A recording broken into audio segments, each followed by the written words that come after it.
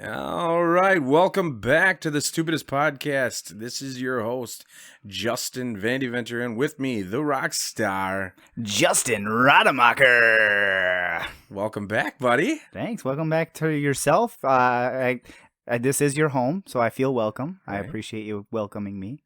Episode 4 already. Episode 4. That means we've already had 3 go out on the air at hopefully people liked. I don't know if they do or not. I hope so. It seems to be going well so far. It seems to be going real well so far. I'm hoping to keep this going. If you guys like it, share it with your friends. Share it with your... Subscribe. We don't know if you like it unless you subscribe. Yeah, share it with your enemies. I know that's not my line. I actually stole that from Pete Holmes and Mike Birbiglia, but share it with everybody. I don't care. Right. They might like us and not you. Yeah, exactly. They might be like, you know what? I don't like that guy, but I like his taste and stuff. Right. Or her taste and stuff. Wonder if there's anybody out there that likes you and not me, or likes me and not you. Think that's... Oh, I bet that's the case. That's got to be the case somewhere. Oh, I bet you. There's a lot of people that... Somebody's probably just like, man, that Justin is annoying. What? Which one? I'm not telling. Okay. No, I like us both, so I mean, that's all that matters, right?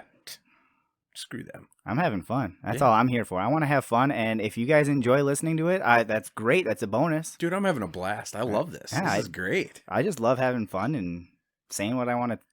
If we could get rich doing this, man, this would be the greatest job ever. Yeah, I don't even need to be rich, just a good living. Yeah, as long as I can make a living and I can do what I want to do, like that's all I care about in life, really. Yeah. Sit here, drink Red Bull, talk to you, ask questions. Yeah. Answer questions. So, how was your week? It was good. It was a really good week actually. Just obviously I had some work, but I had a lot of time the last couple days just to hang out. I went to go see some family in Wisconsin. Good. Got a chance to go see my grandma and grandpa. I saw my dad. I saw a lot of people. And then I ended up going to the cabin today, which was kind of nice. Nice. Got to play. I was throwing some axes today. That's what you're saying. Yeah, it was fun. Just you or?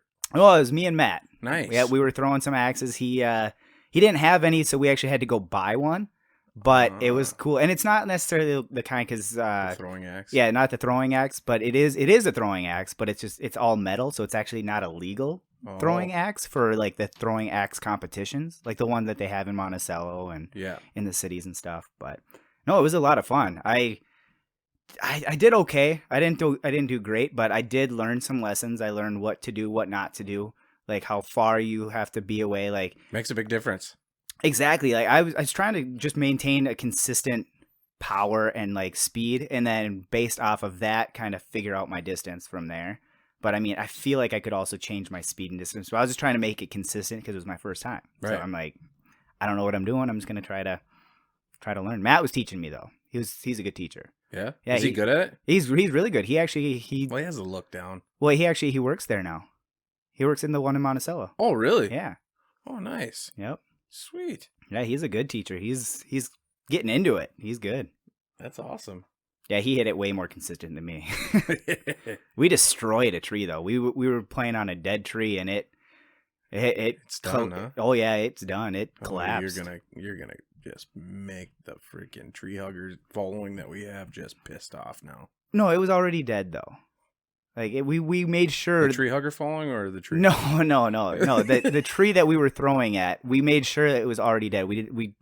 We didn't try to like kill a tree. Like we were trying to make sure that it was a dead tree already. Nice. We were making mulch out of it, I guess. That's a positive spin on it, right? There you go. So, you ready to get this going? Well, how was your week? Not too bad. That's good. Hung out with the daughter this weekend. Nice. Had a bowling tournament. How'd you do? Terrible. Oh, the worst bowling I've done in a long time. Okay, well that happens. Yeah. I mean, a weekend of bowling is better than a weekend of not bowling. That's right. Daughter had fun though. Did she like participate, or was she just there? No, she was there. Her cousins were up there and stuff. So oh, she got that's to play gotta with be fun. them. So she had a blast. All those kids are fun. Yeah, they're so much fun. So other than that, the week went good. Work went well. getting ready for the spring, you know. So yeah. Well, by the time this airs, this is probably already going to be spring. Yeah. Yeah. Right now, it's just the beginning of March right now, but by the time you're listening, it's going to be April. Yeah. Yeah. God, I keep forgetting that we're that far out with these episodes now. That's crazy. It's good though. Yeah, I like it. I like it too. So, all right, let's get started. I'm excited. I'm pumped. I'm excited too. Okay, I'm the first question, right? Yeah, I believe so. All right, my first question. Okay, what is your most memorable poop? So when you asked this, I kind of looked over your questions earlier. I was thinking about this. I got one, but I got to tell you this first. I was friends with these people in college, and I go to their bathroom, and on their bathroom wall, they had tallies of what kind of poops he had. The type of poop. Yeah, like not like. Did you have a brown bomber? Did you have shit through a screen door shit? Did you? I mean, they had multiple different names for them and all that. Yeah, and then you put a tally on next to which kind you had. Nice. How many different what are there like? Oh, they had like 10 or 15 of them. Wow, that's interesting. That's something that I feel like we would have done in college. I know people that did do something similar to that. I know people that like counted like how many they did in a semester, and they were competing against each other. Oh, geez. Yeah, and so it was a real good competition, and I don't know who won, but but most memorable poop was it was college as well. I was leaving to come home. You know, I went to school way up by Canada, so it was like a 5.5 hour drive back home or whatever on the weekend, and I'm just leaving the apartment, and my roommates go, "Hey, we made brownies if you want some." So I go to have a brownie, and I eat it on the way out, and I get about maybe an hour down the road, if that, and all of a sudden my stomach was,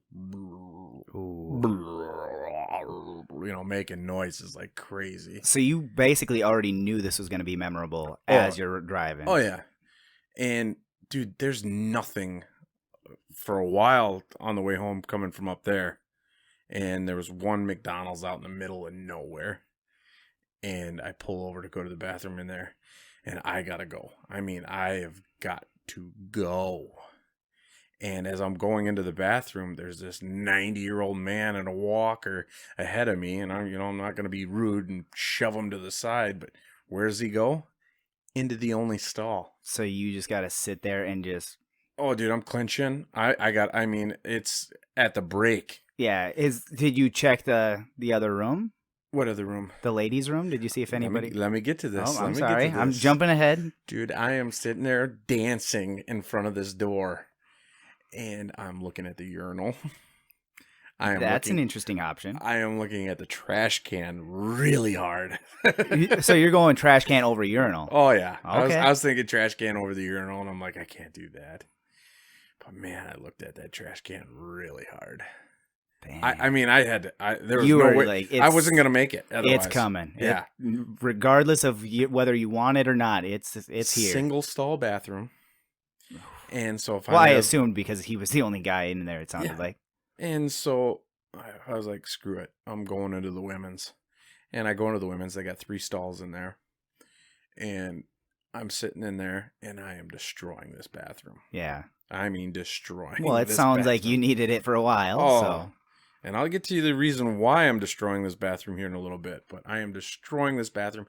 All of a sudden, a group of women come in.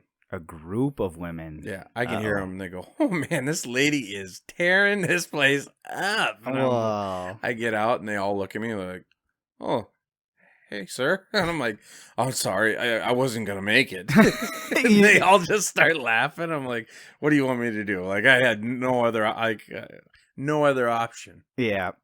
So you didn't wait for him? I would have probably just sat there and just waited. You just waited out. Like, okay, I'm just gonna wait for these ladies to leave. No. No, I think that takes courage. I should have done that. Yeah, well, I'm just saying, I would have been embarrassed, just to be in there, and all of a sudden you're like, or maybe as they're coming in, hey, just want to let you know, this is the situation. I apologize if it feels uncomfortable, but yeah, it had to be done. Yeah, it had to be done. So, to make a long story short, I get in the car, I'm driving back home. I get a call on the cell phone, and it's my roommates. They go, "Hey, what'd you think of that brownie?" I go, It was all right. Why? You didn't like the X-Lax in there? Oh, they set you up. They set me hardcore. up hardcore. Oh, man. Bad. I go, you jackasses. Do you know how long of a drive? And you know, like the first hour, there's nothing around for miles. Yeah. That's a good prank. Oh. I don't know if I'd have the heart to do that to somebody, though. Oh, they go, dude, we were hoping that you were going to go to the bathroom like in the woods or something like that. They go, that's even a better story than what we were expecting. And I was like, you assholes. That is a good story. I like that. Like, I hope you had like extra t-shirts or something in case they went their way. Oh, dude, from that moment on, I brought a roll of toilet paper. Everywhere you go. Everywhere I went. There's one in the car no matter what now. That's a good idea. Or get those wipes, you know, the wet ones. So just... Hey, there you got to pamper yourself every now and then, right? So that's my memorable. What's yours? My memorable, I have two stories. They're pretty short. That's why I did two. I do remember one. I was at a bar, and the bar I was at, I don't know 100%. I believe it was in St. Cloud, but I was in the bar, and I had to go. Like, again, it was similar to your situation. I had to go. There was a show. The Moonlight Community was playing a show, and I was with them. I'm helping them out, doing all their stuff. But I'm like, hey guys, I gotta take a break. And so I went to the bathroom. Went into the bathroom. Came right back out of the bathroom. I went up to my buddies. I'm like, you guys, I might need some help. And they're like, what? Why do you need help? There wasn't a door on the stalls. So you wanted them to like... I wanted somebody to sit there and just kind of like be the door, you know? Be brave. I was a little nervous. So nobody agreed with this, right? So I'm like, whatever. So I'm going in there. I manned up and I did it. You know, I went in there and did my business.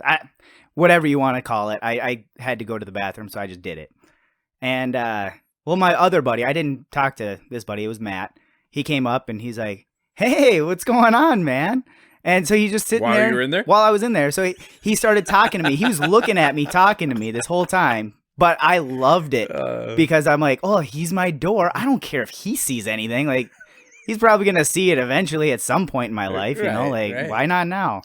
But no, he saved me because he acted as my door. Nice. It was nice. But so that was one of my most memorable poops because I had never had that experience before. So I'm like... We, at work, I got this is...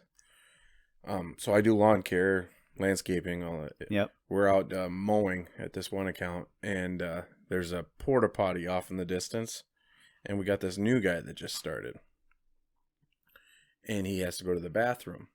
So I'm like, well, there's a porta potty over there. Go ahead and come back, get back to work. I'm mowing, and all of a sudden I get a phone call, and I didn't have his number saved or nothing, and I don't answer the phone if I don't know the number. Oh, same. And so I just let it go. Boom, right away, same phone number. I let it go again. Boom, third time. I'm like, all right, well, this must be important. So I answered it. And it's the kid. Oh. And he goes, we have a problem. We have a big problem. I'm like, okay, what? What's going on, bud? And he goes, there is no teepee in this porta potty. There's no toilet. That's a big problem. I go, well, bud, how fond of you are your socks? Like, I'm like, what do you want me to do here? I go, he goes, well, what do you want me to do? What do you want me to do? I'm like, give me a minute. I start searching, and I find some napkins in the truck, and I run them over to him, but I was laughing so hard. That's like, a good... We have a big problem. Well, yeah, and he's like in a panic. I mean, how old was he at? About 18. Okay, I would be the same way. I'd be like all panicky, and yeah. Now I'd probably be like, you know, I'll find some eventually. Let's just keep going to work, you know. No, mate, I don't think. Well, the way he was acting, it sounded like it was mess. Oh, okay. Yeah. Well, I mean, you could tell in his voice. There's a difference between that and then like you're just regular, like, you know what? I think I can manage. Oh God. Yeah. No, my second one is. So again, I was at a bar. This one is a little bit different story though.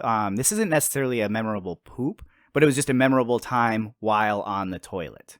So I I had to puke, you know. I had a long night of drinking, Okay. and I had to puke. I knew I had to puke, but there was a lot of people in the bathroom, and I didn't want people that I knew around me to know that I was sick, you know. I was just trying to stay cool. I didn't want, like, again, I was probably like 21, maybe 22, so I'm pretty new into drinking, not really knowing how to handle myself in public because I'm young. Like, I don't know what's going on. Oh, yeah?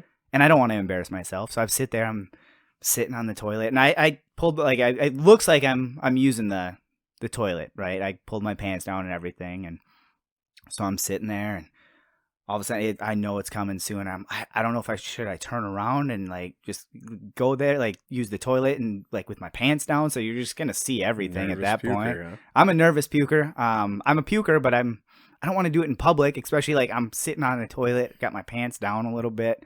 So what I did, I spread my legs while I was on the toilet, and I just went right in between my legs. Oh, did you make a mess? I made it through. I didn't make a mess. You're a brave man. It was I almost didn't have time to think about it at that point. Like, it was. I would never do that. I made it though. I was very proud of myself. I know it's not a story to be proud of, but I was proud of the fact that I was able to handle the situation. I was able to not make a mess in the situation. And I don't think anybody, like, obviously there's probably some people in the bathroom. I don't even think there was anybody in the bathroom when it actually happened. So I feel like I got away with it. Until now, I'm telling you, and I'm telling everybody listening. I did, but you know what? Sometimes big gambles pay off. I guess. And I just did it. I mean, again, like I said, I'm not proud of the story. I should have been able to handle myself a little better in that situation. But again, I was young. I didn't know what I was doing. What if you didn't make the shot and you're trying to hook up with a girl that night? I didn't have a chance that night. Okay. I was past that point. I was just trying to make sure I made it through the night. You know what I mean? Yeah. You've been there. Oh yeah. Oh yeah. I got another similar story. Not about a poop, but it has to do with the bathroom. Yep. I used to have a roommate that would fall asleep at the bar nonstop. He had sleep apnea. Oh, so you just fall asleep He'd randomly. Fall asleep randomly, real bad. And I got multiple stories of this dude falling asleep to where we sent search parties out for him. Wow. But this one was great. We couldn't find him all night. We're like, where did he go? Where did he go? And all of a sudden we're at the bar and we hear these guys. They're like, there's this dude snoring in the bathroom. We're like, found him. No, there he is. You knew exactly we go in who there, it was. boom, it was right there. Yeah, as soon as we heard that, we're like, me and my other roommate were like, let's go get him. That's awesome. So, yeah, that would be memorable. Oh, yeah. I don't think if that ever happened to me, I would definitely remember that. I don't think I've ever done that in public. I've definitely, like, had been sick or whatever, you know, and it wasn't like he passes out. Like, he just falls asleep if he's sitting still long enough. Wow. That's an interesting thing to happen. I mean, I've never had that, so I mean, I can't imagine. He's good now, though. He went to the doctor and got all that and medication and breathing machine. But then I think he had surgery on his nasals or something. But this dude was bad. I mean, he snored like a grizzly bear. Okay. I mean, to where you could hear him like 4 rooms away. Wow. And then when he went and got tested or whatever, he like died in his sleep like 60 times a night or something. It's something outrageous. Wow. Yeah. I never thought that would be a thing. Yeah, like the doctor was scared. Like they had to, when he was taking the test, the doctor woke him up like after 5 minutes. He's like, dude, you're going to die. Wow. So like, what part, like, was his heart stopping or was it just his breathing? His heart was stopping. He would stop breathing. Like there was times where he died in his sleep almost every night. The doctor was saying. And I'm assuming it was just for a split second. Yeah. Okay. So, wow. I've never heard anything like that. Yeah. So. That's nuts. No, I do know one person that I know that has fallen asleep on multiple occasions in public. Don't tell him about me. Well, it was you in movie theaters. I've heard the snoring. Oh, dude, I gotta wake you up. Oh, yeah. Every now and then. Long nights working, man. I know. No, I don't blame you. I'm not saying it's a bad thing. I just remember being in a movie theater with you a couple times, and back when I was working like 3 jobs. And Yeah, we're watching. All of a sudden, I hear a big snore. I'm like, hey, I kind of want to watch this part. I forgot about that. So, but what's your first question? All right. When you measure your dick, okay, how do you measure? Usually with do you measure from the top, like just the shaft? Do you jab the ruler into your stomach and then measure, or do you go from underneath? Like, are you measuring from the balls to the tip, or are you going from underneath the balls? And if you're going under the balls, why not just measure the chode as well? I mean, where do you go? How do you measure? I don't know what's going on right now. That's a lot of information to take in. But I usually, when I'm measuring, I usually use some sort of measuring device. A ruler of some sort. Maybe a tape measure, because that's usually more accurate for my situation. Just kidding. You wish. I got to use the millimeters and centimeters. No. So like how I do it. So I actually, instead of going from the outside, I actually measure from the inside. So I put something in. No, I don't do that either. No, I think I feel like you got to measure from the balls. From the balls. Do you count in the balls? You're not counting. No, like, so no. You're not underneath the balls. Or are you going from like? Or no, maybe let's go from the top. I feel like that would be the most. I'm just asking what you do. I don't do it. You've never measured? I have. So when you measured, how'd you measure? Do you go from up top? I did it from the up top so I could see like where it was. I didn't want to like have to do maneuvering around, and I'm not that flexible. See, I go from the butthole all the way up. So I get more length. Oh, yeah. So then when I'm like, 14 inches, yeah. I mean, that's one way. I'm just kidding. That's one way to do it. I don't do that. No. I actually go from like the side. Well, yeah, like put the ruler on the side, but like use like for what you can see. Like that's what I do. I just whatever you can see, because that's the point of view that you can that I'm gonna see. I feel like that's gonna be the most accurate. Do you cut the first 2 inches off the ruler? No, I don't cut the 2. I've cut like 4 inches. So then you're at 5. Oh yeah, I'm at like 5 or 6 now. Yep. Nice. Every year I cut just a little bit more of the ruler off. You're one of those guys that like rips the arm off of a Barbie doll when you're taking a picture too. Oh yeah, for sure. It looks like that's my arm. Yeah, it's the Ken doll I use, because then it looks like my hand. I mean, I'm just telling the truth. Hey. Maybe G.I. Joe. I gotcha. Maybe one of the WWE or WWF, whatever. So there's a little muscle tone. Yeah, get a little muscle tone. So it looks like you're working out as well. Oh yeah. Yep. Nice. That's smart. I'm thinking about this stuff all the time. This is all I do on my free time. Yeah. I thinker. I'm a thinker. I got it. Nice. Just like Ricky Bobby. No, he was a driver. You're either first or you're last. Okay. Mine is, my next question is, what is the most memorable place that you've ever taken a nap or fallen asleep? I know we were just briefly talking about this, but other than a movie theater, what's the most memorable place? You took mine away then. I don't. Oh, was that the most? Or do you want me to do mine so I can give you a chance to think? Yeah, go for it. Okay. So mine was I was in an auditorium class in college. It was an art class, and I just stayed up late that night. I think I was playing like Mario Kart 64 or Madden or something the night before. And so I was staying up late playing video games. Oh, sorry, Mom. I was studying and doing all the stuff I was supposed to do. Got up early. It was an 8 o'clock class, and I lived on campus at the time. Okay. So I wasn't super far away. I mean, I just had to walk across campus and whatever, but I was tired and I fell asleep in the auditorium class. And I was probably like 15, 20 minutes into the class. It was an hour-long class. And I jolted awake in the middle of her talking about what's going on. And I made a little noise when I like jolted up. I don't even remember what the noise was because I was like sleeping. So I like just made some sort of noise, and I had kids looking at me. I had the professor even like acknowledged it without acknowledging it. So they like saw that I was sleeping, like looked at me, but didn't say a word. I'm like, I was embarrassed. So that's why it was the most memorable, because I'm like, I think everybody in that whole auditorium knew that I had fallen asleep, and it was just embarrassing. One One just clicked into my head. Christmas time. Every Christmas, my family always went to church at Christmas Eve. They always went to Christmas Eve service. And I'm probably, 5 or 6, or maybe 7 years old. And I'm on the outside part of the pew, where the armrest is and all that. And I'm leaning against it, just falling asleep through all of the service. Just nodding off and slipping.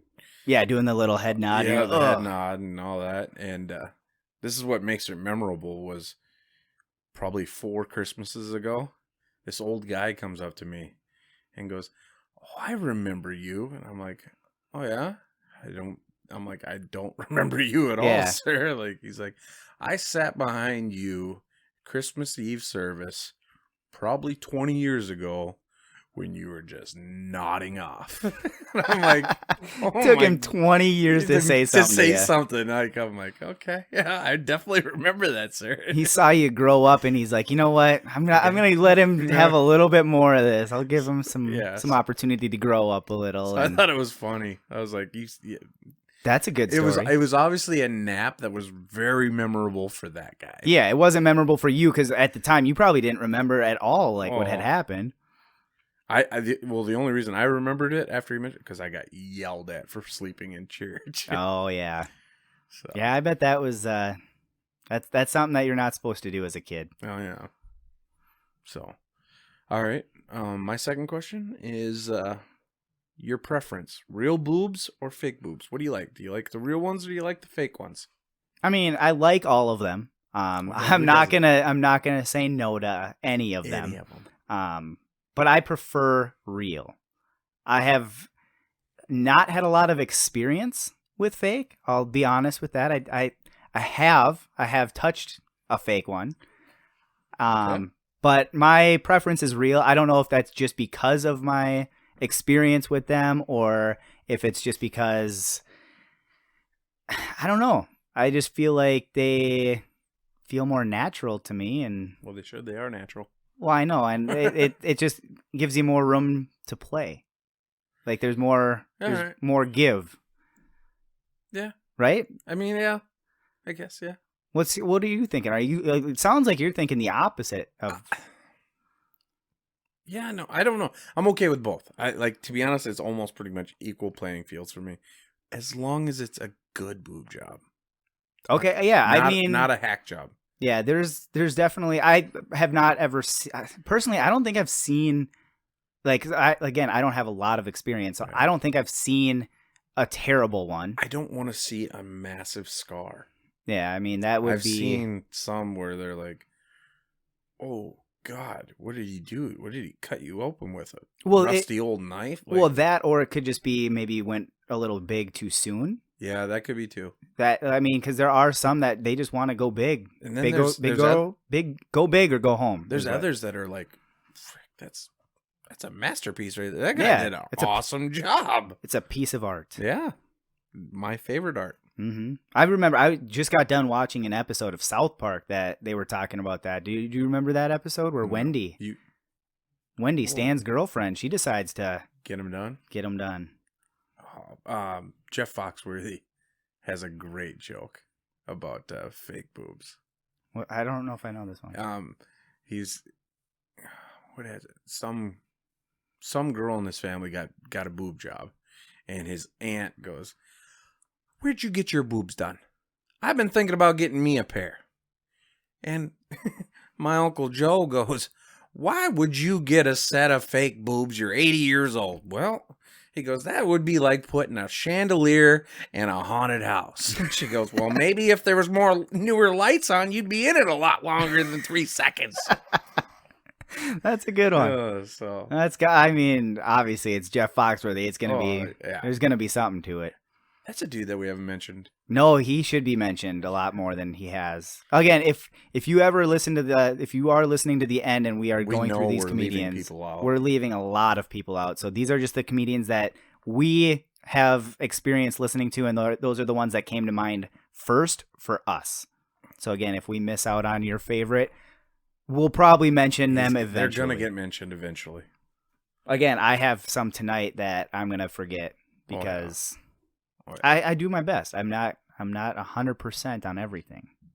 So, Right, Sweet. Mine is, have you ever broken a bone? I was gonna say no, but then I remembered I broke my ankle. It wasn't a big bone, but it was one of those important bones in the ankle, the little ones, and it still gives me problems in my ankle. But I was playing football, and I was kick returner, and I only had like the kicker left to beat. And he dove, and when he dove, it was a helmet right at my ankle. Boom, shattered. Now, here's the messed up thing is I played the rest of the game. That happened like in the second quarter, and I played the rest of the game on that foot. Wow. What? How old were you? Oh, this was high school. Okay, wow. Yeah, this was sophomore year maybe. Dang. So, yeah.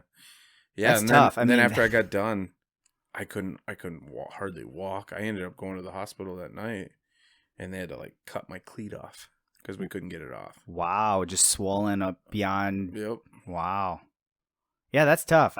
I've not broken anything on my ankles. In high school, I definitely I took my ankles out a few times, especially like playing football. I remember we had a tough practice field. Like when we were running laps, I twisted it twice in the same practice. Oof. It was bad, and it didn't end up spraining, but it was bad each time. I had to take a little rester after the second one.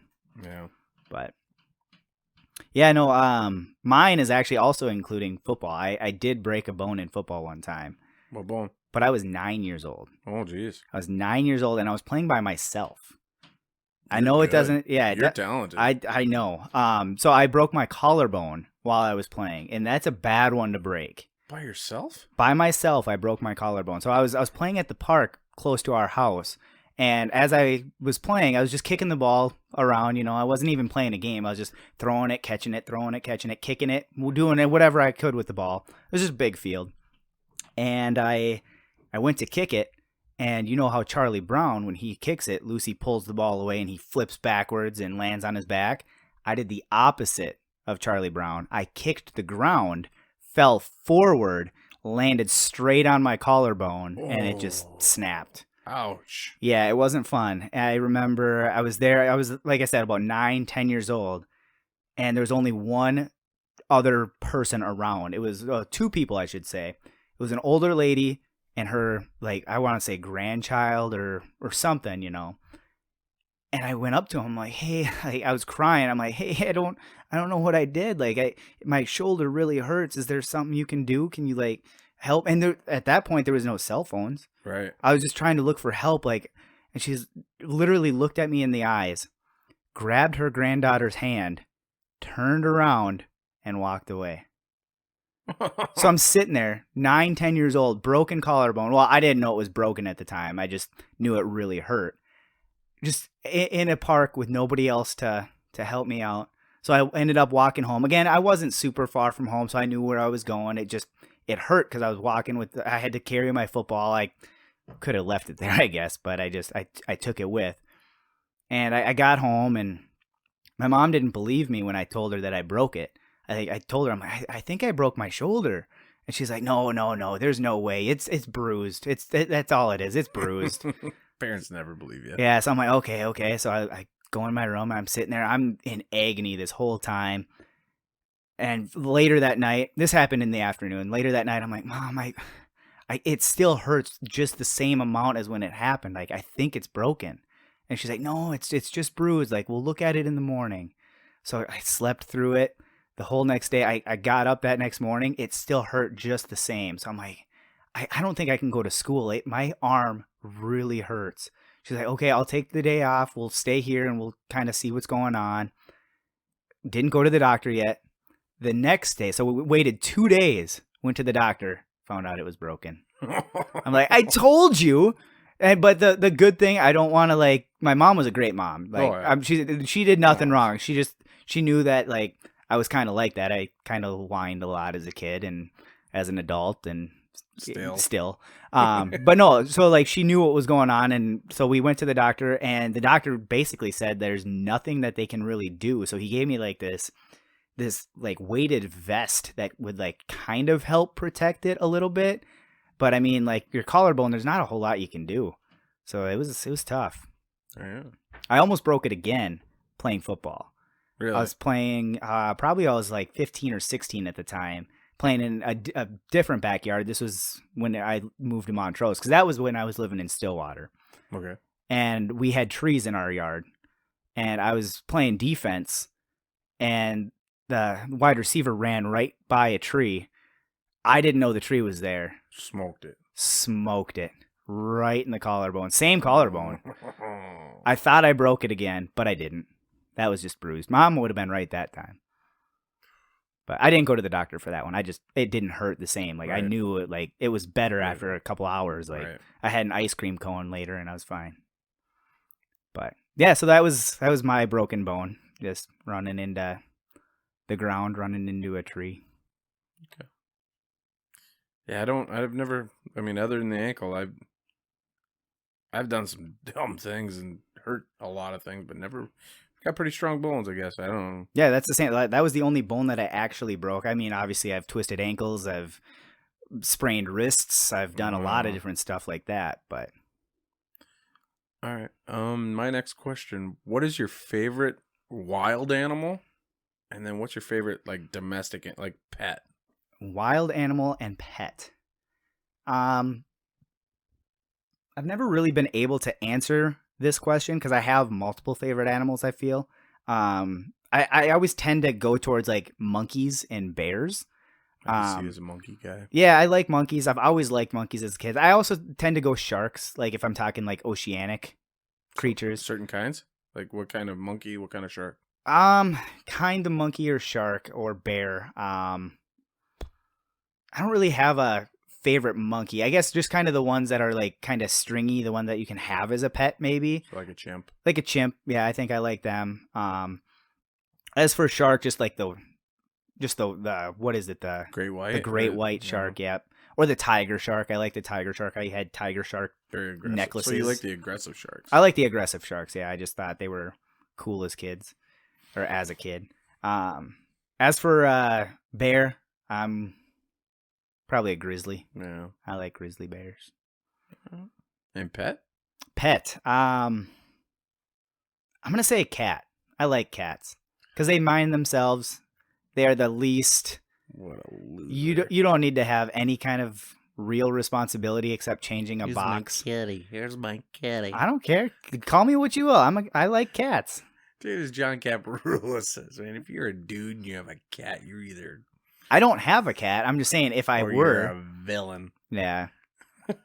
I do have a joke, though. I say that if I don't have a pet, but if I were to ever have a pet, I would want a dog. Specifically, I think I would want a wiener dog. You know, I don't know. I don't know if I'd want a girl dog. Do you get that? Say it again. I wasn't paying attention. I'm sorry.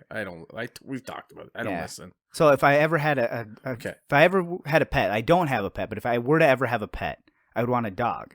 Okay. Specifically, I would want a wiener dog. You know, because I don't know. I don't know if I would want a girl dog. Do you get it that time? I did get it that time. I hope you guys got it on the second time around too. Such dad jokes. I love it. I love it. How about you? What's your favorite wild animal? Your favorite pet? Tiger. Tiger. Okay. And I'd have to go with like the Siberian white tiger. Siberian. Oh, okay. Yeah, just like the who's that had the tigers? Siegfried and Roy. Yes. Yeah. Yeah, they got that didn't turn out the way they wanted. Turn out the way they wanted. And then my favorite pet would be a dog. I'm a dog guy. Yep.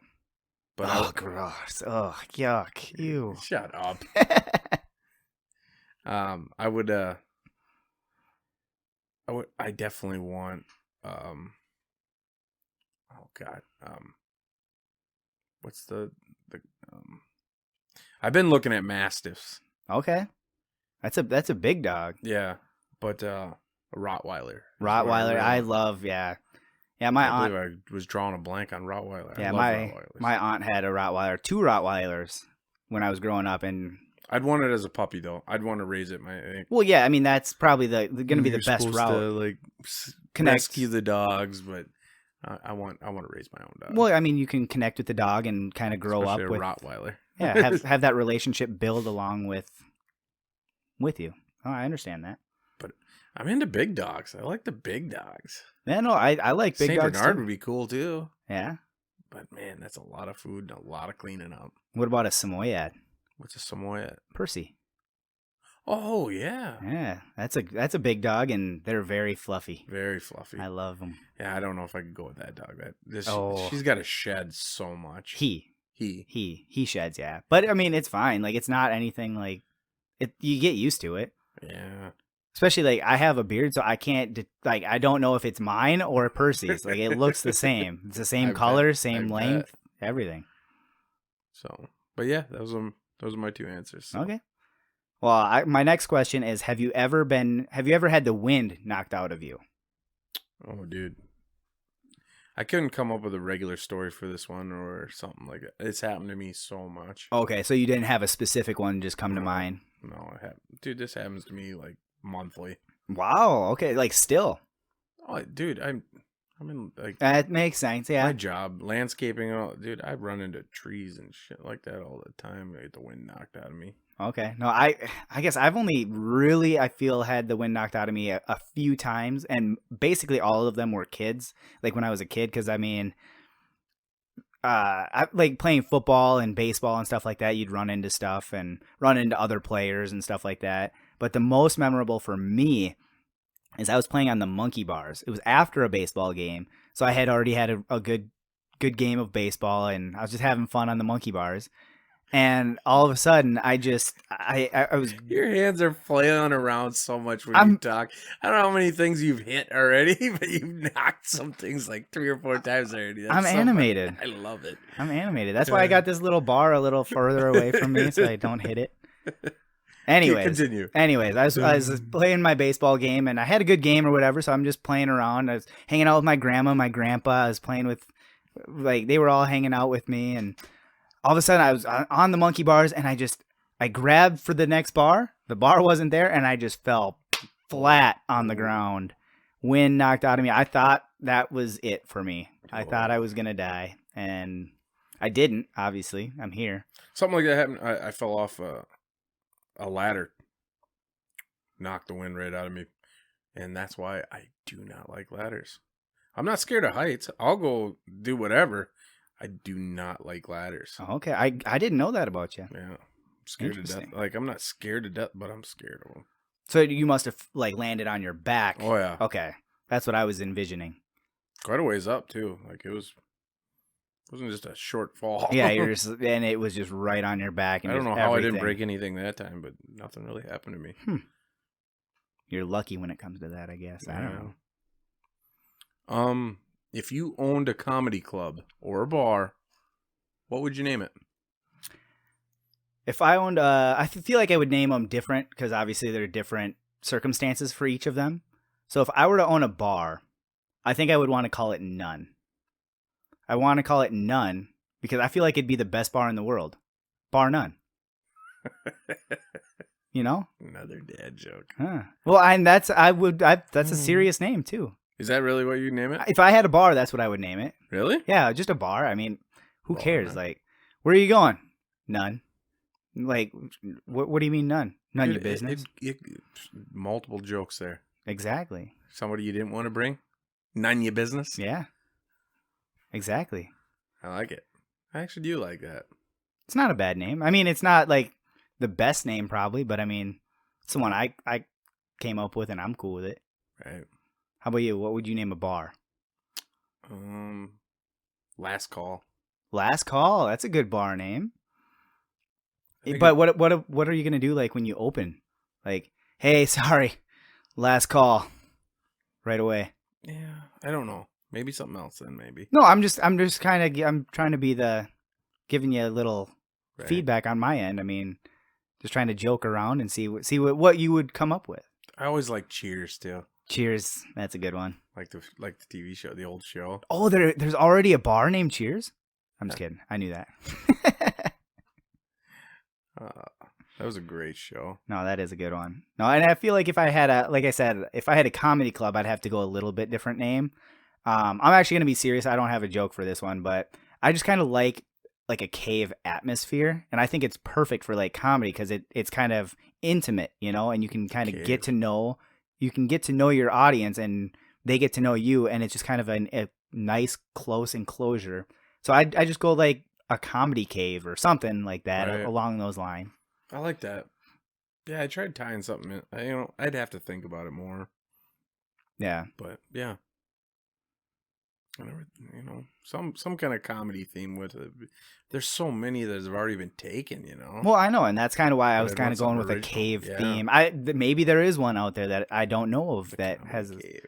I like the comedy cave. It just has a good ring to it, and yeah, I like it. I'm in. Okay, that's gonna be the name of our. Yeah, you and I will just do that one. That's both of our answer. There we go. Yeah, I'm in. Sold me. Okay. I don't have any money for going in on this. Yeah, me either. So if you guys want to invest or just now. give us the bar. Yeah, just do that. That works. All right, my next one is: have you ever had braces, or have you ever had anything done with your mouth like that? It made a big impact on you. I was gonna tell you no, but then I remember that I had crowns done. Okay. Yeah. And I had to keep my mouth open for like 4 hours straight when I was real young. They had like this jaw. It held my mouth open. Like they strapped this thing onto my mouth so that I couldn't close it. Wow. Yeah. I have not had anything like that. That sounds that was pretty 4 crazy. at the same time. Yeah. Wow. 4 hours. That's a long time to keep your mouth open. It might have even been longer. I don't know. It was real young when it so maybe it was shorter, but it felt like 4 hours. You never know. It was at least 4 hours. Okay. I know that because I was there all day. Wow. Yeah. I don't even think with all the times I've been to the dentist. I've been to the dentist a lot. I was there a lot as a kid. I had actually pretty good teeth before I had a trampoline accident that kind of wrecked everything. Really? Oh yeah, I was jumping around, and I mean maybe I was doing stuff I shouldn't have, but I was jumping around, and all of a sudden I just went face first right into the bar of the trampoline, and so I knocked off one of my teeth fell down like 3 millimeters. One of my teeth got cracked in half on the top, and these are just my front 2 teeth. I had another tooth got cracked in half, and I just had a lot of stuff get kind of moved around, and so I had to get braces after that, and it was not a good situation. It was So you had braces? Oh yeah, I had braces in high school. This happened actually like when I was pretty young, around the time I broke my collarbone. It was probably 8, 9, 10, 11 years old, and I had to go through all that. Again, that kind of wrecked the way that my teeth kind of grew back after that. So I mean, that's the reason I had to get the braces in high school. I might have probably preferred getting them a little sooner than high school, because having braces in high school for a year doesn't do a whole lot for your confidence necessarily. But and they got like Invisalign now, you know. Yo, that would have been perfect, but I actually had the real braces. But it could have been way worse. I mean, when I went to get my braces originally, I went to one dentist or orthodontist, and they were talking about having to break my jaw and realign it, because apparently my jawline was off a little bit. And then I would have to have the full headgear for a year, or for 3 years. And I would have to do that, and I would have all of this extra stuff. And I'm like, none of that sounds interesting to me. I don't want any of that. I asked my mom, I'm like, can we go somewhere else to see if there's another option? Like, I don't know if that's an option, but I don't want any of that in my life, especially since I'm in high school. And so we went to another place, and they said, yeah, like, none of that is necessary. Like, your teeth aren't that bad. Like, you're going to have braces for a year. You're only going to have braces. You're not going to have the headgear, and you'll be done. Like, we're going to realign your jaw. We're going to realign your teeth. We're going to realign everything with just the braces. So that was a weight that just lifted off, and I felt way better. And I mean, I still played football with braces, so I had to get a special mouth guard and all that kind of stuff. But I mean, we made it work, and yeah, that's orthodontist. You know, that's one of the most naughtiest jobs there is. Yeah? Why's that? Every customer they have, they always tell them, say ah. Say ah. Oh, okay, I see. Making that mouth motion over there. I understand what you're saying now. For those of you that didn't, he made that was a blowjob reference. You're on it. I'm on it.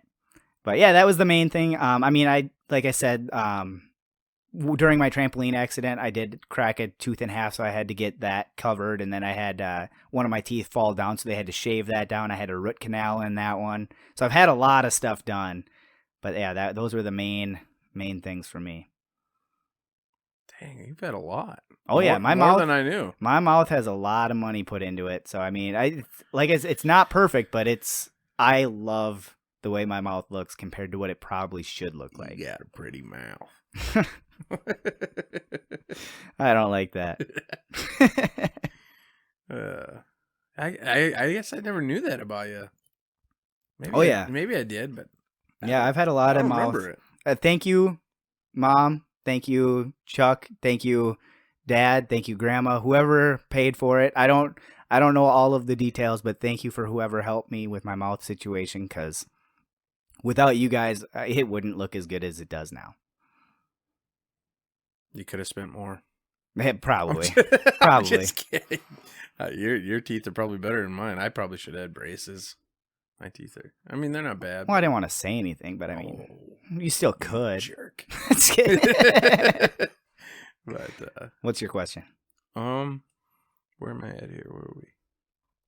Oh, what's the best compliment you've received about the podcast so far? I've had quite a bit of compliments. I don't think I haven't had anything negative yet. Again, this is going to be our 4th episode, and we've only had one air so far. But I mean, everybody seems well. It went really well. Episode 1, it was fire out of the gates. Oh yeah, we've had hundreds of people subscribe and like everything. I mean, we got a lot of people liking us on Facebook, a lot of people subscribing on all the platforms. And we appreciate you guys. If you guys aren't subscribed or you don't like our Facebook, please do so. We appreciate any and all support that we can get from you guys. I mean, don't forget to check out the website. Yeah, the more you guys like us, the more that we're going to be able to do stuff like this, and eventually maybe hopefully get some sponsors that we can maybe suggest things that we like for you guys. I mean, I like doing that anyways, but absolutely, I'd also like to get paid for it. Yeah, get a little money going. Yeah. Like I like Red Bull. That's what I'm drinking right now. Oh, that's a cool. Free one. I'm just giving them a free one because that's what I'm drinking to keep me going tonight. Giving your wings. Exactly. Yeah. What's the best compliment you've gotten so far? I guess I didn't even answer the question. No. A lot of people like the sound quality. That's what I was going to say. But I like that as a compliment, but I'm also confused by that as a compliment because obviously like I want the content to be good too. So I'm worried about the content. True. So I'm not sure if they're complimenting the podcast or not at that point because they're like, well, at least the sound sounds good. God, I never gave that a thought. Now you got me second guessing. Yeah, like, God, maybe they don't like it. Yeah, you're not good, but the sound sounds good. That's what I've heard too, is that your sound is actually professional. When I told all of my friends and all of our friends, we told them about the podcast, they were all like, God, I was expecting like a recording from a phone sound kind of thing, but you guys actually sound legit. Yeah, and I love that we're getting compliments on the sound because we spent some money. Yeah, that's why we spent the money to get the good equipment. But obviously, like I feel like I've also gotten compliments on the content itself. Like, we kind of jump around and have all these different questions, but we're also kind of we're all over the board, which I like, and I'm not changing. If you don't like it, I guess. Well, we're not for you, but yeah, I mean, you can keep listening and keep sharing with your enemies because maybe your enemies will like it, or the people that you don't like, or the people that you like. Maybe your mom and dad would like it. I don't know. We're gonna hit some content that you're gonna probably like, though. Yeah, at some point. That's why I feel like that's why I want to jump all around because if you're not gonna get our content within the first 5 minutes of us talking about it, then we're gonna hit to something else. If you don't like it within 5 minutes, we're gonna find something else that you're gonna like. Yeah. So if you didn't like the first 5 minutes of this episode, well, it's tough to unlisten to it. But if you didn't like a part, just skip 5 minutes ahead. Maybe we're still talking about it, but most likely we've gone on to a different subject. I like that when we do start it. Oh wow, that was real good talking right there. You're learning still.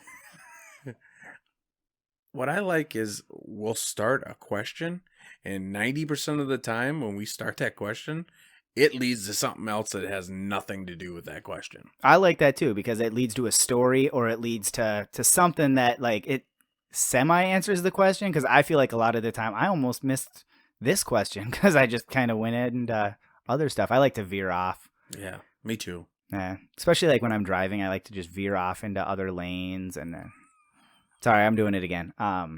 But yeah, no, we've had a lot of good compliments, and yeah, we appreciate them. I mean, if you want to share and like and stuff like that, do it. But if you don't, I mean, we appreciate you just listening. Yeah, and some of the followers we're getting are from all over. I wasn't expecting that. Yeah, I mean, we had most of our people are from Minnesota. Yeah. That's where we're from. But it's venturing out big time. Yeah, and if you guys are listening from outside of Minnesota, outside of the United States, like, we appreciate you guys too. Like, absolutely. We want to hear from you guys. We want to know what questions you might have for us. So if you want to ask us on Facebook, ask us on the website. Maybe you can ask us on the website. I don't know if you can or not. We can add a comment section. Yeah, ask us wherever you want. Message us, like, if you know us personally, send us a Facebook message, send us a text message if you have our numbers. We'd love to see what you guys have for questions. I do believe we had a question on Facebook. I can't remember what it was, though, so I'm going to have to go back and look. But they can also email us. Yeah, you can email us. It's our contact information is right there on the website. Yep. Otherwise, it's just thestupidestpodcast@gmail.com. That was not mine. That vibration was not mine. Oh, really? Yeah. Sorry. We take this moment to look at a text from whoever Justin got a text from. I didn't get a text. It was a game. That was a game. Game update. All right. He turned his phone off. We're good. I thought I had it off. We're good. So. It happens.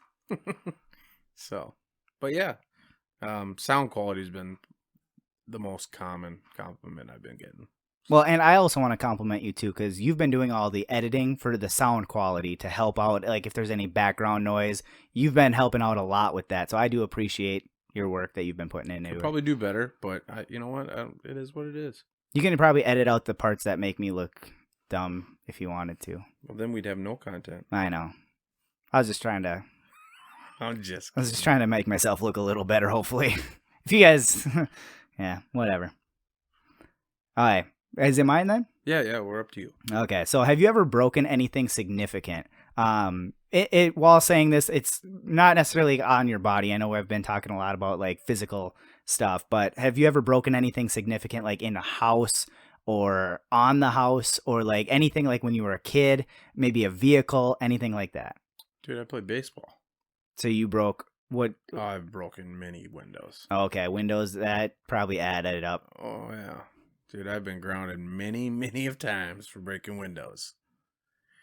I can't recall any specific time, but the first one was good enough. Yeah, and then you're like, well, you know what? I did it once, might as well do it again. Like, well, I'm a kid and I'm still gonna play. Yeah, it's not gonna deter you from playing. No.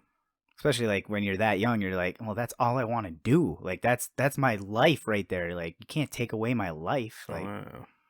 No, I have one similar. I mean, I remember I was playing in my room and I broke a closet door. Ooh. And I thought I was going to be financially destroyed for life. Like, my mom told me it was going to be about $60 to fix that door. Which, as a kid, seems like a lot of money. Dude, that was going to be like 2 years worth of Christmases, allowances, birthdays. Like, I was out money for a long time. Or at least I thought I was going to, but she fixed it and she never charged me. Thank you, Mom. I'm thanking my mom a lot on this episode. Yeah, you're all about it. That's just good. Family's important, man. Love you, Mom. So, my turn, or are we? Yeah, no, I don't really have any. I was just wondering if you had anything. I don't really have any huge things that I broke. I mean, obviously, I got into a couple. Like, I was in the ditch one time. I've hurt cars every now and then, but nothing like significant. Dude, for the longest time, I was in the ditch almost every winter.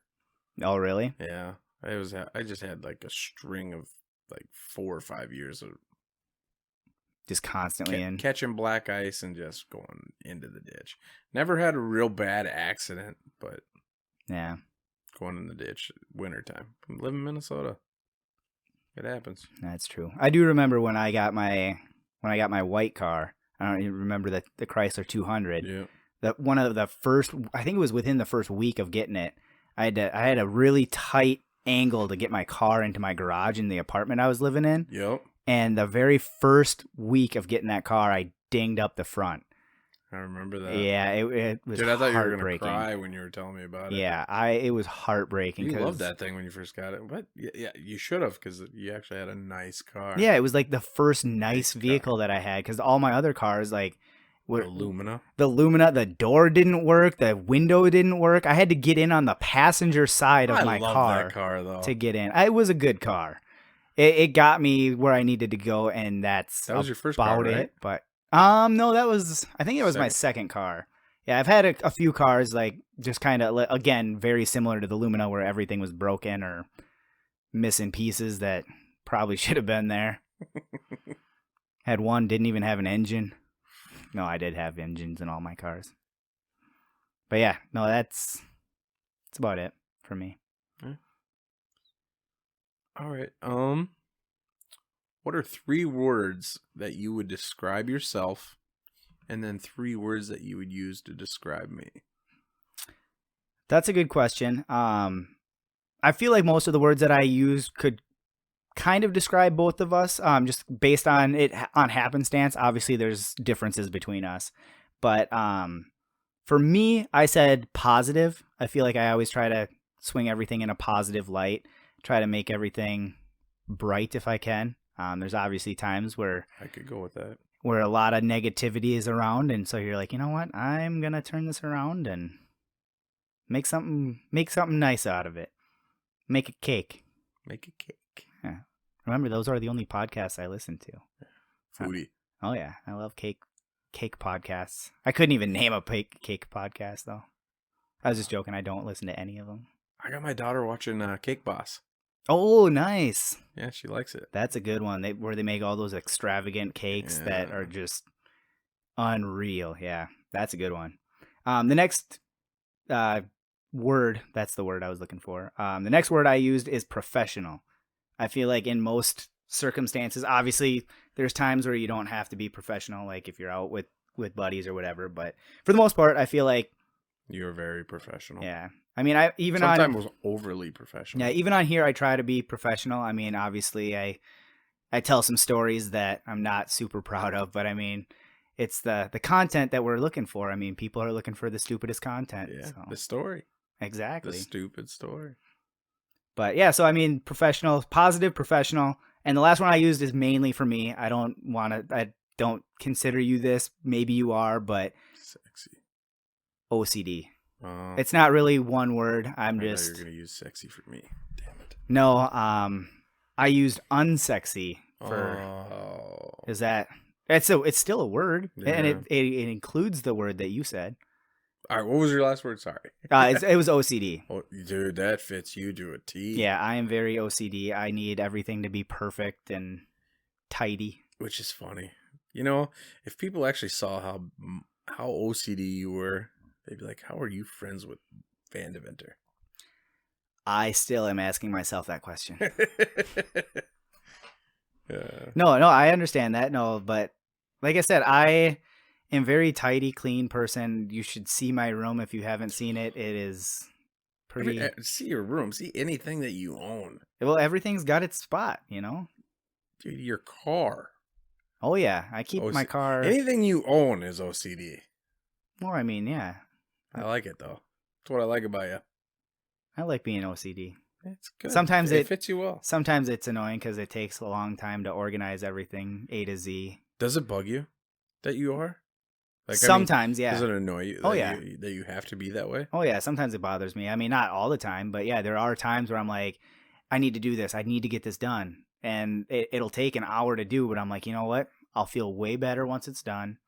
And that gives me the motivation to get it done, which is nice. I mean, it helps, but at the same time, I'm like, I'd rather be doing something else. You know what I mean? Right. But the 3 words I would use for you. I used enthusiastic. Ooh.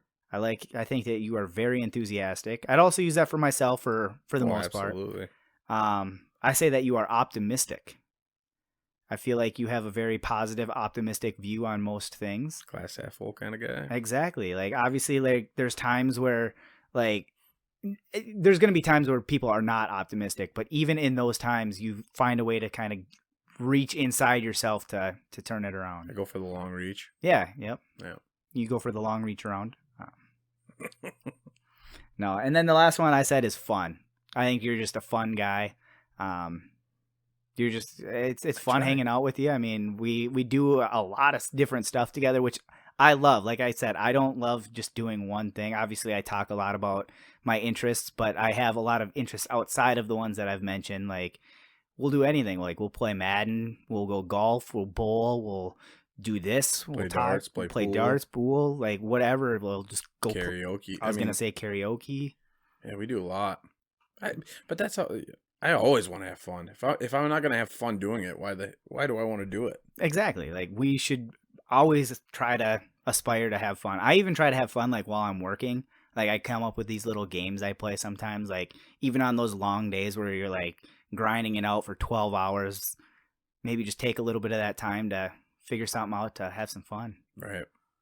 Make it a competition. We need to come up with a competition. Ooh, I like that. We should definitely come up with a competition. Yeah, we're definitely going to come up with a competition. If you guys have any ideas for competitions, let us know. Yeah, we're looking for one between the two of us. We'll come up with something, though. Yeah. I got some ideas. I think we should mention something by next episode. Episode 5, look We're for a gonna come up with competition. Something.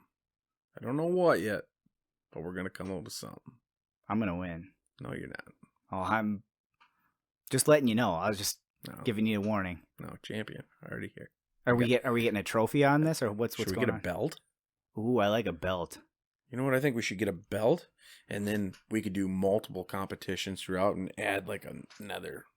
Do that, or to their side. What if we like create our own thing and just do a belt buckle, and then we can do multiple belt buckles for each competition, or like one, like a rodeo kind of like. Yeah, I like it. Maybe we should start with a rodeo competition. Yeah. I can't ride anything though. I tried. As a kid, my grandma and grandpa, I almost rode sheep. My sister actually at the county fair won the sheep riding contest when she was 6 or 7. Okay, yeah, I almost did. She was riding underneath the sheep longer than she was probably on top of it. Just holding on for dear life, getting trampled. But she won. That's all that matters. As long as you can win the competition, that's however you do it. Right. As long as you don't cheat, or at least as long as you don't get caught, you're good to go. Hey, if you ain't lying, you ain't trying. All right, my 3 words for me would be outgoing. Yep, I would definitely agree with that one. Blunt. Yep, you definitely are. You get to the point, and you are very honest about your opinions. And courageous. Courageous. I'd say you're courageous. You're courageous just for doing a podcast, you know? I mean, that takes something. Right? It takes something. You know, karaoke too. You're putting yourself out there, yeah. You're being vulnerable, which is what you got to be sometimes. I like that feeling though. Yeah. I like that nervous feeling you get. You get that little butterfly in the stomach type feeling. You know, where most people like, I'm not going up. I like that. Oh yeah, especially like for karaoke. I'm not a good singer, so I feel like that's one of my most vulnerable spots. But I think you like that feeling. Oh, I love the feeling, and that's what comedy does for you as well. Yeah, well, I feel like I haven't had a whole lot of experience being on stage, but I feel like even the experience that I've had has definitely helped me get a lot more comfortable. Especially like since I've worked so hard on my jokes and like I've spent a lot of time writing. So I feel like I'm getting more and more confident just in that aspect. But I mean, we'll see as I get a little further doing the jokes. Right. I'm hoping I can get into some big stages. Yeah. I'm thinking like, I don't know, US Bank Stadium soon. I see it. I mean, very near, very, very near future. Yeah, I actually did a show just outside of US Bank Stadium. Did I tell you that? No. Yeah, I did. Really? All the shows that I've done so far have been right outside of US Bank Stadium. Really? All of them. Yeah, all of them have been outside. Not just outside, but they've all been outside of it. I haven't done it inside. You and your dumb jokes. I know. I'm sorry. I like it. For you, right? I'm up to you? Yeah, you did 3 for you. Okay. I got honest. Yep. I'm honest. Sometimes. Yeah, not always.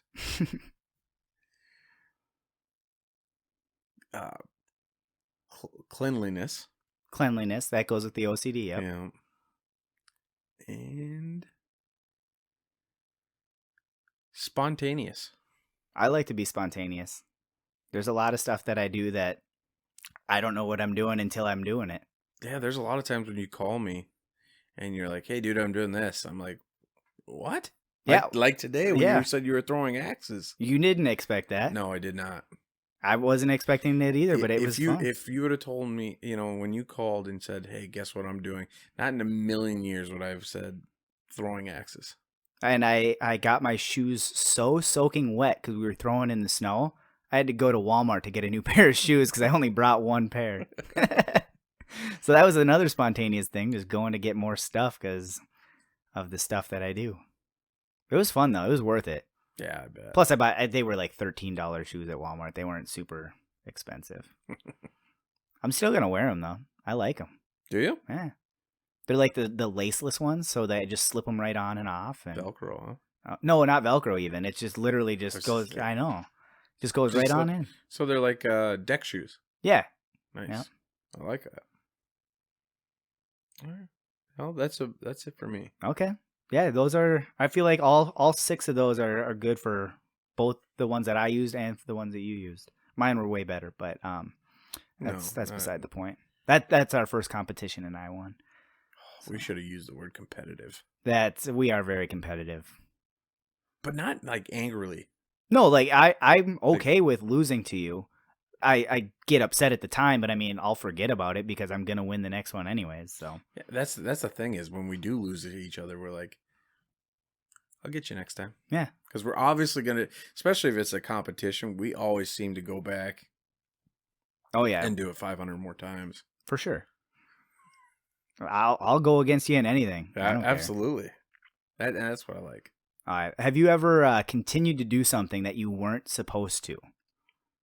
Have you met me? I have met you. That's why I'm asking you this question. I want to see what your answer to that question would be. I think every time somebody says, don't do that anymore, I go and do it 6 more times. I think that's about right. With everything. Oh, yeah. Everything. Oh, and I mean, that's a good quality. That should be maybe one of your words. I don't even know what word I would use. Just there's a lot of words in that question. But no, I feel like you're very like spontaneous, and so like if somebody like says not to do that, you're just gonna be like, you know what, I can do that right now, and I'm gonna do that for the next 3 hours. Dude, I don't know what it is about me, but anytime somebody's like, hey, don't do that, I'm gonna do that. Don't tell me what to do. Yeah, I don't know what it is. Like, you don't want to date her. Well, now I do. Yeah, now like, anytime you tell me don't, I'm like, all right, well, let's go check this out. So anybody that has a crush on you, just be like, don't date me. Yeah, right.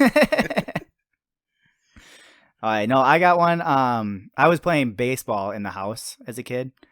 Great idea, I know. Oh, yeah. And I continued because, I mean, I was having fun. Well, the problem was one day I was using a real baseball because... Why not? Why not? I had to test it out, you know? I mean, I'm getting into baseball. Baseball's coming up. Might as well do the real thing, you know? And I accidentally put a hole in the wall. Oh, boy. Well, it wasn't necessarily a hole, but it was a very significant dent. You could tell it was a baseball. You saw the seams and everything on the drywall. Oh, no. It was not a good situation. So what I decided to do to quote-unquote fix it is I put a piece of computer paper and I taped it up on the wall. And I taped it with just a little bit of tape so you wouldn't be able to tell that it was there. And it worked. I got away with it for 2 years. They never noticed. Nope, they didn't notice. And it was in the middle of the wall. Like, it was just... Was this like a main room or... Yeah, it was the living room. It was the living room. And they never noticed? Never noticed. And because, I mean, the walls stayed clean, apparently. How many times did you walk in that room and look at that spot? I knew every single time. I was horrified that it was going to be caught. Straight, you're like, I'm going to get busted. And today's the day. And finally, one day, Mom's like... How'd they find out?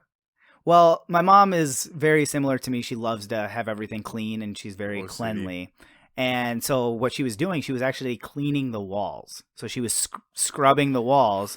Paper falls down. Paper fell off. And, oh, no. I take that back. I remember her telling me how she found it. She was cleaning the wall on the one side of the room, and the sun reflected off the piece of tape. Oh. And she saw it, and she's like, what is that? And she thought because she didn't clean that part of the wall yet. She's like, it shouldn't be sparkling clean. Like, why is there? So she went over to investigate, took the piece of tape off, found it was on a piece of paper and the dent and everything.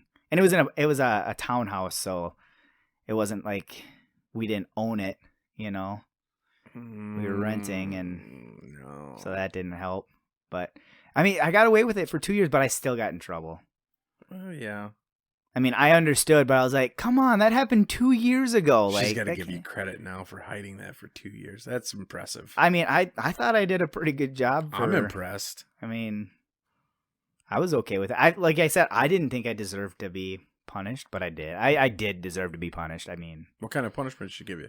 I was probably grounded for a while. I don't even remember what the punishment was. Probably couldn't play Game Boy for a while. Game Boy. That was the worst. I hated when my Game Boy got taken away. Did you have like the original Game Boy or did you have the color? Game Boy Color. See, yeah, you're a little younger than me. See, I had the original. Okay, yeah. The old school. No, I had the color, and I had the Pokemon games, and yeah, you were Pokemon and guy. Frogger. Love Frogger. Yeah, my favorite game on the original was Kirby. Kirby, yeah. A lot of people don't remember Kirby. I remember Kirby. Yeah. He didn't inhale everything. Mm-hmm. Still does. I think he's still on Nintendo games. Oh, really? Oh, yeah. Like on all the the fighting games. Gamer. Oh, I know, but he's still going strong. Good. Kirby should. It was a fun game. Oh yeah.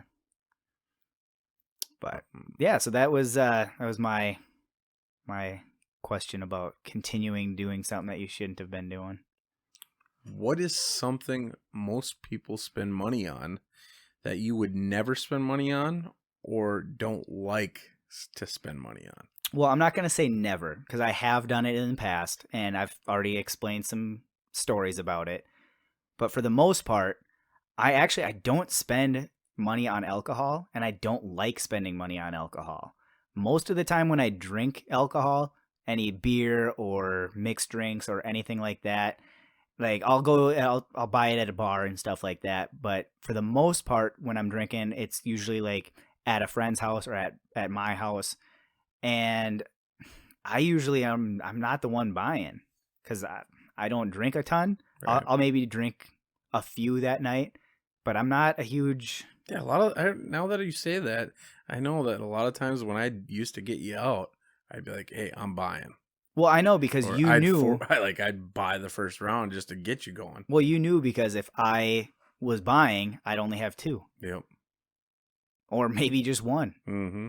Like if when we went bowling, I would get a Long Island, and those are a little stronger than most drinks, right. So I'd get one of those, or sometimes two if I was. Maybe it was a buy one get one. Right. I love deals. I buy deals of everything. You're all about a good deal. Man, I am really getting tongue-tied tonight. Yeah, you are. It happens. No, I'll buy a deal. Like if I'm at like McDonald's and I got a deal on the app, I'll buy something I don't want because it's got a deal on it. You'll buy things that you don't need just because it's a deal. That's true too. I didn't need it, but I bought 6 of them. Oh yeah, it was a good deal. That's one thing. I've bought a lot of disc golf discs because they were cheap. Yeah. You get suckered in. Oh, yeah. It happens. It does. Now, mine is going to kind of throw you off. Food. So you don't like... So obviously it's not never, because I've seen you buy food every now and then. I like buying food. Mm-hmm. So this is where it's going to throw you off. I like buying food. I have no problem buying food. And to be honest, in my budget, I don't even budget food. Like, if I'm hurting for money, like, I don't even consider it. I'm just like, food's a necessity. Yeah, you're going to buy it. Yeah. But I'm going to buy it. But if we're like out and about and we're having a good time, if we're out partying and drinking back in the day, I didn't want to buy food. Okay. So, like, you're not going to buy a pizza at the end of the night? No, I'm like, why would I do that? Like, that's money that I could spend towards going to have fun, going to do this or that, or I could buy more drinks. Yeah, like, I'm like, I don't want to. Food is the last thing on my radar when I'm out and about having fun. Which makes sense. I mean, if you are out drinking, I do not like buying food when I'm trying to have fun. Yeah, if you were having fun and part of the fun was drinking, I mean, I understand that because that might slow down how you're feeling, and you don't necessarily want to do that. I'm the opposite. I'll eat anything at that time. I will, and I need to get. I don't know if I need to get that way, but it kind of bugs me sometimes whenever it's like, where should we eat tonight? I'm like, why do we got to eat? There's so many other things I want to go do right now. Like, eating is definitely cutting into my fun time right now. I do not want to sit down and eat right now. Yeah, I've been with you in those situations, and sometimes I'll just grab something quick because I know you don't want to do that. But then if I'm not doing anything and I don't have anything planned, I'm all for going to get some food. Yeah, like if that's the plan, then that's what you're spending your money on, and you're not gonna hold back. You're not gonna get the deal. No, I'm you're not. Gonna get what you want. I splurge for food. Like, you'll even look at me like, "You really gonna get that?" I'm like, "It's food, dude. I don't care." Like, I don't look at the price when it comes to the food. I do look at price for food, but I mean, I'm also the kind that I'll buy Domino's at 1 a.m. You love your Domino's. I'll buy it all the time. I really hope that they can sponsor this because I would love free pizza. They don't have to give us a dime. If they give me free pizza, free food, they are a sponsor. They're gonna. I hope they're gonna go out of business just for you. So. I'll take some pizza, some wings. I could do that right now. Destroy some wings. I could always destroy. I wish their wings were bigger. I don't. You like the little ones? I like the little ones. Yeah, it gives it a unique flavor and a uniqueness to it because there's so many big wings out there that it just feels artificial. Yeah, but I'm a big wing kind of guy. Like, I like the pterodactyl wing, where the whole wing is together. Well, yeah. The drum and the... Okay, no, I understand that. I just don't like when it's like super... favorite. I don't like when it's super big because I just feel like it's super artificial and it's not like a real... It's obviously a real chicken. But it's more real than the little one. It's more meat, but it's not a real chicken. Get out of here. What? Well, they raise them different. No, you're eating a baby.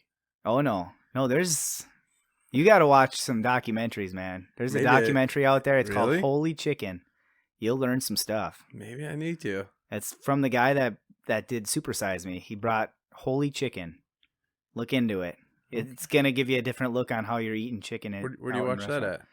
I think I watched it on Amazon Prime, I think. It might be other places, but I think that's where I watched it. I could be lying. I don't know. Write that one down. We have to look at Holy Chicken. Holy Chicken, because he'll show you everything you probably don't want to learn about chicken. Okay. It's an interesting one. All right. Something to look into. Yeah, absolutely. Again, I didn't look into it. Like, I don't know, like, what's real and what's not. Like, so look into it yourself. Like, I want you to form your own opinion.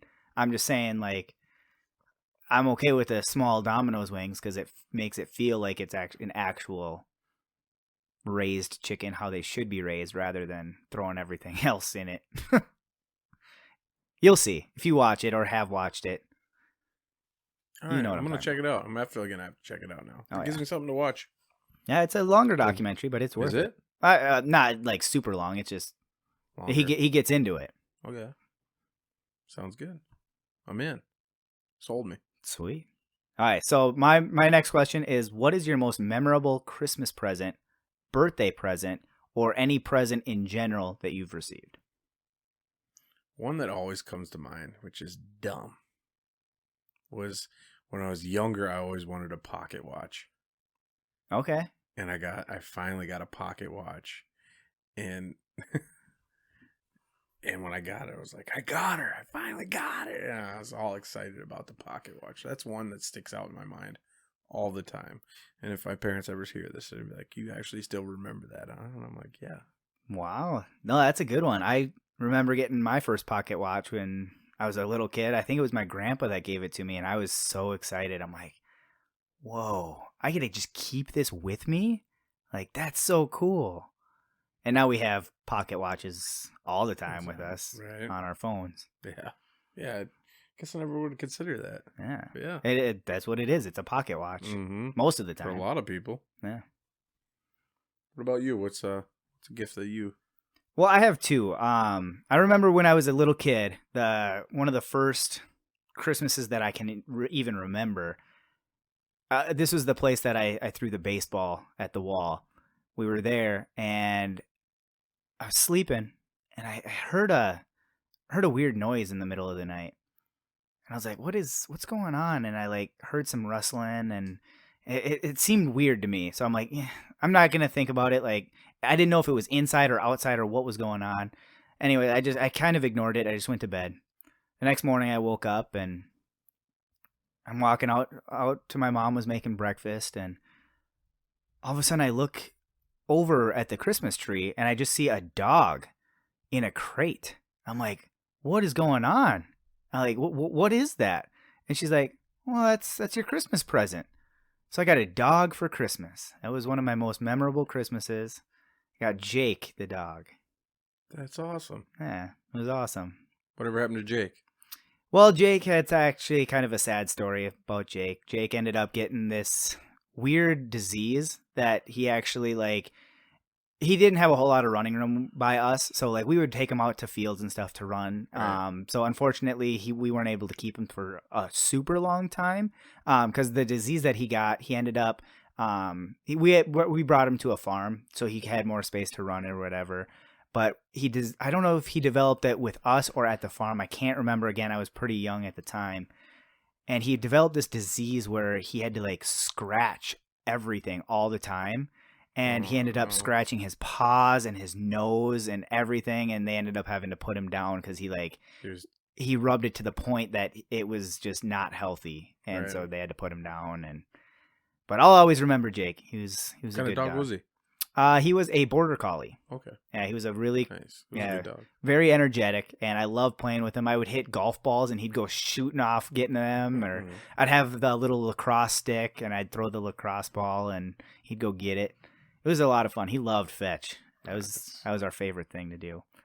But another one that I had was actually the first Christmas that I had with my stepdad, and it was because, or at least from what I understand, it was because he was kind of coming into the picture a little bit, like in a serious way, and so my mom didn't want me to feel like I was like being replaced because it was just her and I for the longest time. Right. Like my mom basically had me for 7 years before she met Chuck, and she was raising me, and obviously like I was still in communication with my biological dad and everything, but I was mainly with my mom, and I would see my dad every other weekend. Okay. And so I was still with both families and everything, but the first Christmas that we had when Chuck was around, I got an N64.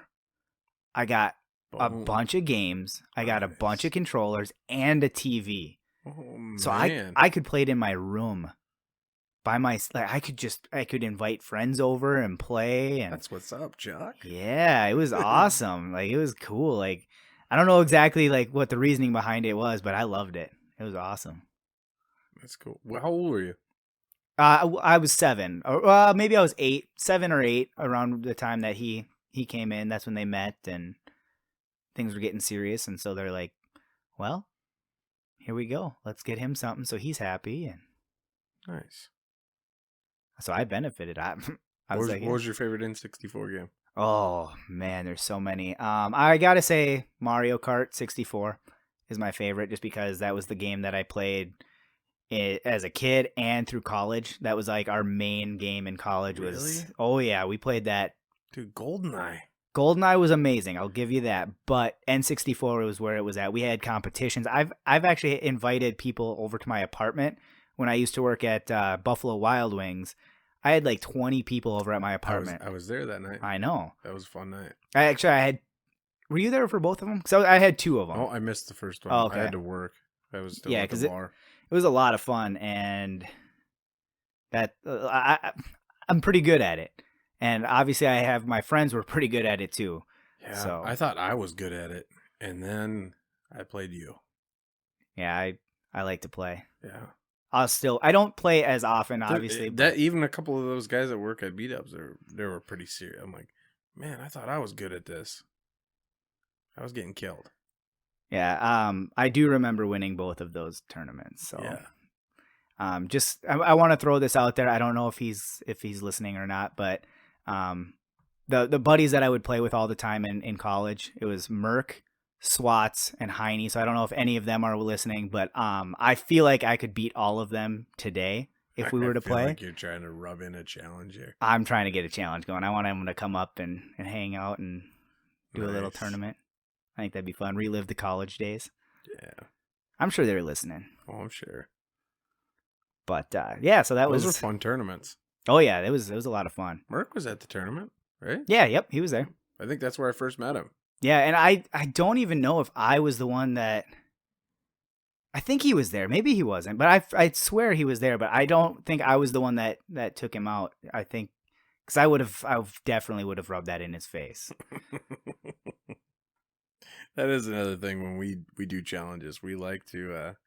It's not forgotten when you lose. Oh yeah, no, and it was funny because I was always the guy that when we played Mario 64, when we played Mario Kart, I was the guy that everybody didn't want to lose to for some reason. Like I don't know what it was about me, but they just felt really bad about themselves if they lost to me. But I'm okay with it because it just made it put a fire under me to do better, you know. Right. Yeah, that tournament night was fun. Yeah.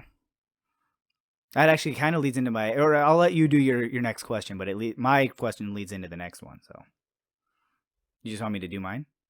Is it tied in with this one? Yeah, it ties in with this one. So, yeah, have your parents ever sold anything of yours that you wish they didn't? The reason it ties in for me. Oh, they sold the N64. They sold the N64. God. My mom sold the N64 at a garage sale. Everything, $25. Oh. And I had the see-through green N64, the console controller. Kind of a rare one. It is. And so after the fact that she realized what had happened, we went on eBay to see what we could get for that. The cheapest console alone that we could find that had that color, $80. It was tough.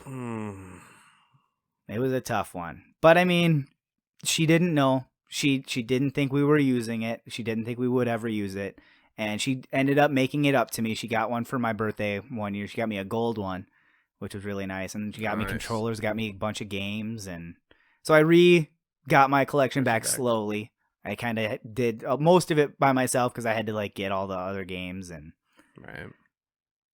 Now I have 2 consoles. I got 2 Mario Karts, so we can get another tournament going. Nice. I'm ready. You're so. This is going to be our first competition, I think. You think so? Oh, I'm going to throw it out there at least. Yeah, but I already know you're probably going to beat me in that. That's true. We can play something else. I mean, I'd have to bust out my N64, train a little bit, get these thumbs in shape. Whatever you got to do. We're definitely going to get it. We'll have some fun. I'm not going to back down. We don't have to do it on here. I'm definitely not going to back down. Yeah, we don't have to do it on the podcast. We can do it separately. We'll put a message out there. We'll throw a post of who won once I win. And you're not going to win. What do you got? What question? Well, I didn't even answer this one. Oh, I'm sorry. I kind of just trying to throw them to the wayside. Well, I just did it because I'm usually answering my question second. My bad. I can't think of anything that. Why did you want to answer the question? I don't know. I don't know. You just want to answer. I mean, I understand. I can't think of anything that they sold that really made me mad. I do know something that it wasn't mine. Well, it kind of was. I mean, it wasn't mine.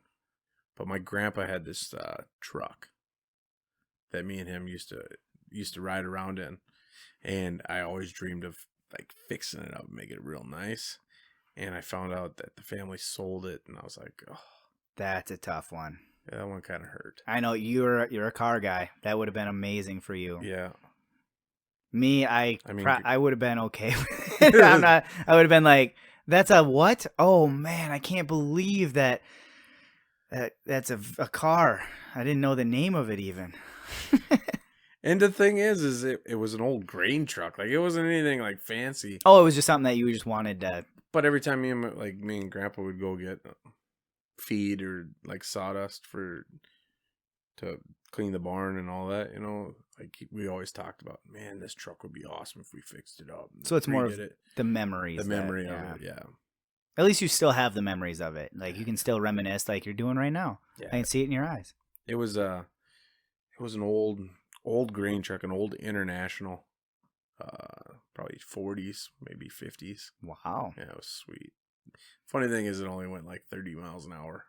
Well, I mean, that's probably all it needed to at that time. But at 30, you felt like you were going 60 because it was such a rough ride. You're probably, yeah. I bet that thing was sweet. The suspension on that thing probably couldn't have been. No, not good at all. The seats were terrible. Like it needed to be completely overhauled. Yeah. But it was a cool looking truck. That's good. So, yeah, that's probably one thing. That makes sense. That pops into my mind. That makes sense. So, we're going way complete different topic here. Okay. But what is the sexiest thing a woman could wear in public and in private for you? Well, actually, I feel like my answer is going to be the same on both of these. There's one thing that, like, I don't know what it is about it. It's something that I like. And it happened today. And I think that's maybe part of the reason why I'm answering like this. But when I was in Walmart getting my shoes, I saw a woman, and as she was walking beside me, she ended up passing me, walking in front of me for a little bit. And I saw a little bit of an outline of her panties, and it was the lace panties, And that just, yeah, I liked it. Yeah, is a positive thing in my life today, and because I mean the dress it wasn't very a thick dress. You could see. All right, so when I mean in public, something that you're not supposed to see. Oh, okay. Well, that's a good question too. Something that I'm not supposed to, or something that I am supposed to see. I'm gonna say. What's yours? I need to think a little bit. All right. So in public for me I am a big fan of sundresses. Sundresses are. I find them so attractive. I fancy a sundress. I mean, and I do like the tight little black dresses. That's a hot dress as well. But sundresses, I don't know, the length. You could be long or short. For some reason, the sundress is just very sexy to me. Yeah. I like one thing that I like, just kind of going based off of what I've had in the past. I love, like, at one of my old jobs, I worked outside all the time, and so it's in the summer, and I just liked when a girl had a nice like tank top, Like I just like the way that like some of them are able to wear it, and it just, I don't know what it is. It's just something that. I got multiple things though that I find like super, like I really like when she's wearing like comfy clothes like pajama pants. Yep. Or the gray sweats, Yep. Like and the yoga pant style, yeah. No, I like that too. Not even yoga, like baggy. Like baggy, yeah. Like yep. My kind of, like a guy kind of gray sweats. Kind of like the gray sweats that I bought today. Yeah. I bought the most expensive sweats I've ever bought today. Yeah. $25. I spent on these things. Yeah. They're comfy. Yeah, they look comfy. Soft. I like them a lot. I'm probably going to wear this every podcast. See, like something like that, I find very attractive. And another thing I find really attractive, jerseys. Oh, yeah. I can see a jersey. A girl in a jersey. I like a jersey. very, very hot. Especially if it's a Rams jersey. Ooh, yes. That would be such a turn off. I don't know. That's what. And I'm not even. I don't even like really hate the Rams. I know.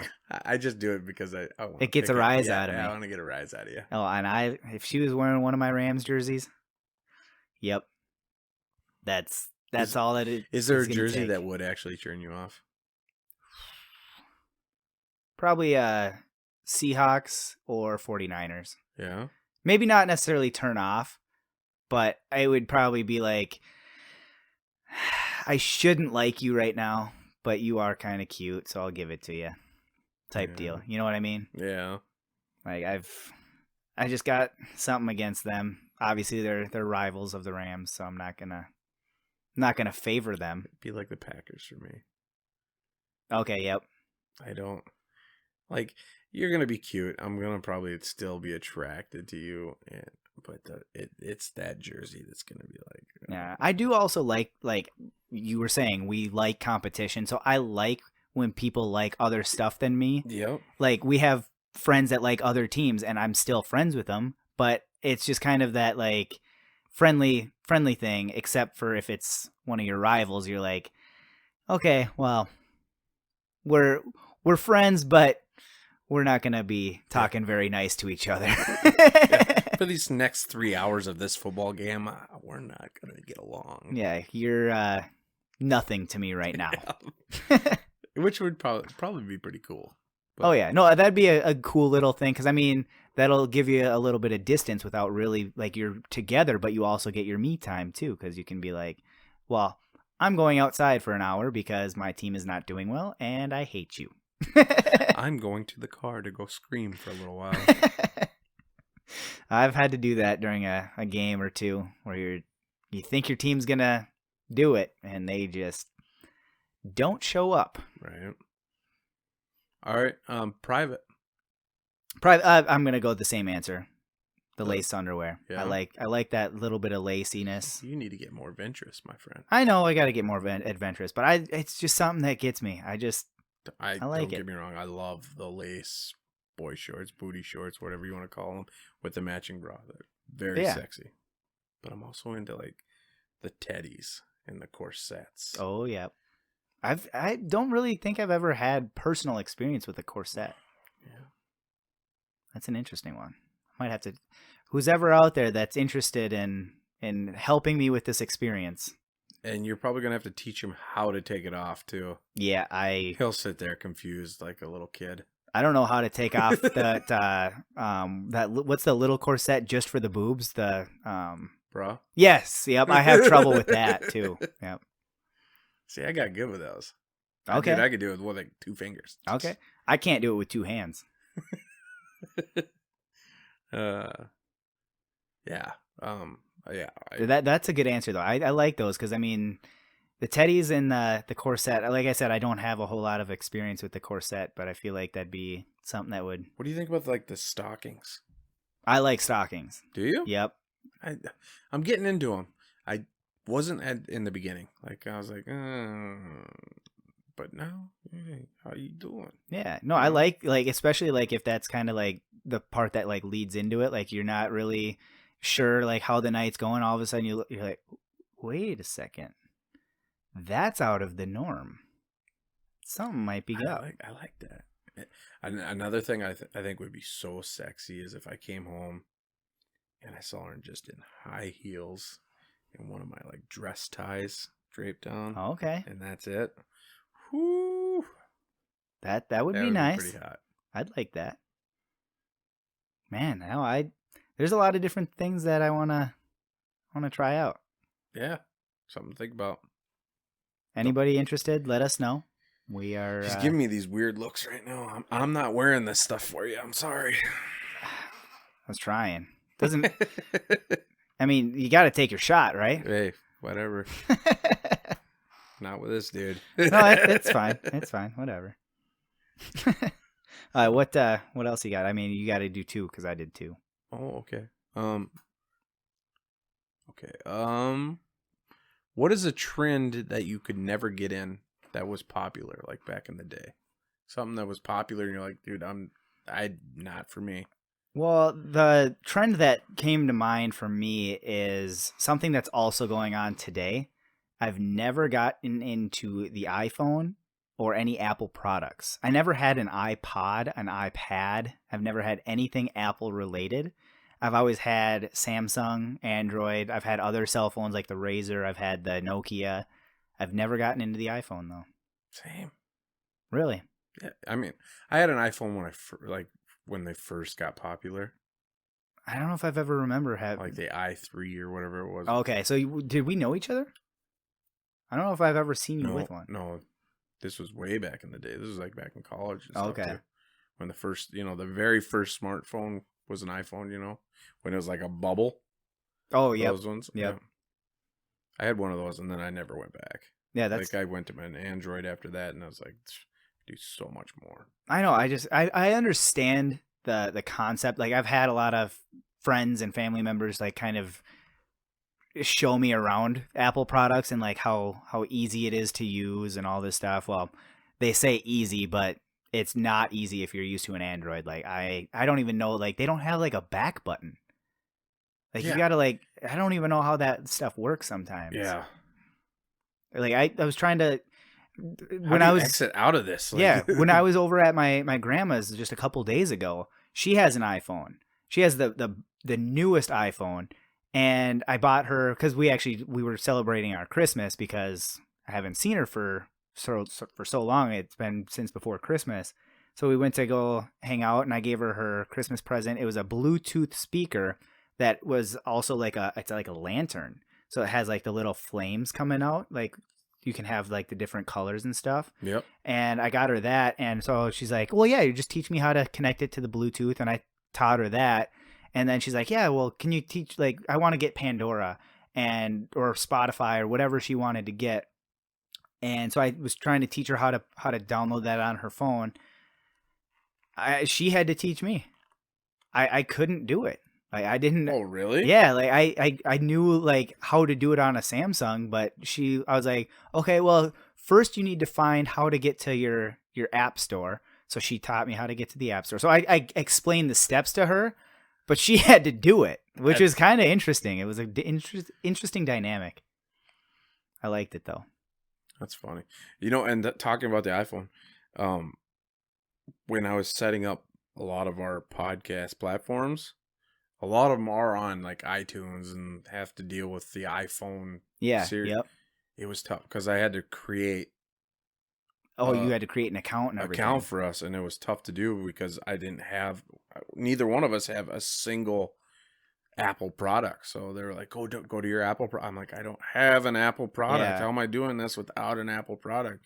So I had to like research on how to do this without Apple products. So it was tough.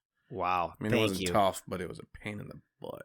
Thank you for doing that because it would have taken me probably 3 times as long. So, yeah. Yeah, I don't understand. They say it's so user friendly, but apparently I'm not a good user. Yeah, me either. Just so used to the Samsung world.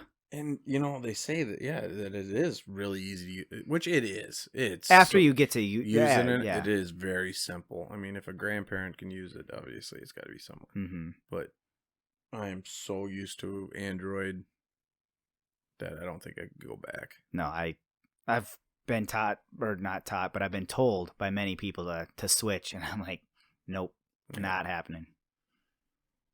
I love my Samsung products too. Yeah, I love all the products I've ever had, and like I love the HP laptop that I have. And if you're an Apple product person, good for you. Yeah, we're not saying anything against you. I just don't ever want to hang out with you. Yeah, I'm just kidding. I'll hang out with you. I'm gonna probably make fun of you and rip on you though. Oh yeah, for sure. I got to. I mean, that's part of the competitiveness in us. We're trying to make ourselves look good in the products we buy. Right. Anyways, because they are better. Exactly. All right. So my last question is: Did you ever have a graduation party? Whoa, I never answered. Oh, I'm sorry. I keep skipping you. Skipping me. You I just keep don't skipping want, you. Do you not like my answers anymore? Is I that don't. What you're trying to do? I don't even. I tried getting rid of you last episode. Yeah, that's what it is. So now what you're trying to do? You're trying to push me out. Yep. I just want to be the only one asking and answering questions. I'm gonna ask myself questions and let you guys know what I think. That's the new podcast. I like it. No, I don't. I'm out of it. No, I don't like it. It's called The Stupidest Podcast 2. Ooh, 2.0. 2.0. Ooh. I'm just kidding. That's not happening. I can't do this on my own. I need help. Do you remember Jinko jeans? I kind of do. You're gonna have to do a little explaining. They were the real baggy ones. I mean, they were so baggy, like they almost covered you. You couldn't even see your shoe. They were so baggy. Yeah, they had it was almost like a bell bottom. Yeah, almost, but it was a straight leg bell bottom. Yep. Like, I could never get into those. Okay. I didn't. Those were really popular when I was younger. I am a little older than you, but I remember them. I like I said, I don't think it was quite where I was at, because I think I was, like you said, a little younger, so I don't think I was quite there. But no, I definitely remember seeing older people, older kids wearing them. I always thought they were uglier than ugly. Like, I like baggy jeans, but that was ridiculous baggy. Yeah, too much. Yeah, way too much. So that's the trend that I couldn't get into. Yeah, no, and I could see it. So now you can do your question. Okay. Well, this is going to be very similar, word for word. What I was going to say is, did you ever have a graduation party, like during high school, after you graduated high school? Did you have a graduation party? Oh, yeah. Big party. Big party. Big party. Thousands. Not thousands. Hundreds of thousands. You know how big my family is, though. Oh, yeah. You got a big family. A couple hundred. Wow. That's more than me. Yeah, like maybe not a couple hundred, but we definitely had probably 100 people here. So I don't know. We had a huge. Oops. Now my hands are flailing. Yeah. See, but you get excited. I did get excited, dude. It was a fun time. We had yard games. We rented a freezy machine. Oh, nice. Yeah. So I'm jealous of that. Little vodka in there. Oh, that you were already 21 in high school. Well, I didn't drink it. I mean. Oh yeah. Yep. Wink, wink. Wink, wink. Yep. No, I completely understand. And we had a miniature baby pool full of beer. Ooh, interesting. We had all kinds of. For the adults that attended. Yep. We had people camping out in the yard all over. Oh yeah, I can imagine. You guys got a lot of space. Yeah. We played cowboy golf. We had a horseshoe tournament. We played washers. Wow. We had all kinds of games. It was a good time. That sounds like it. What about you? I don't want to follow that. I had a bouncy castle.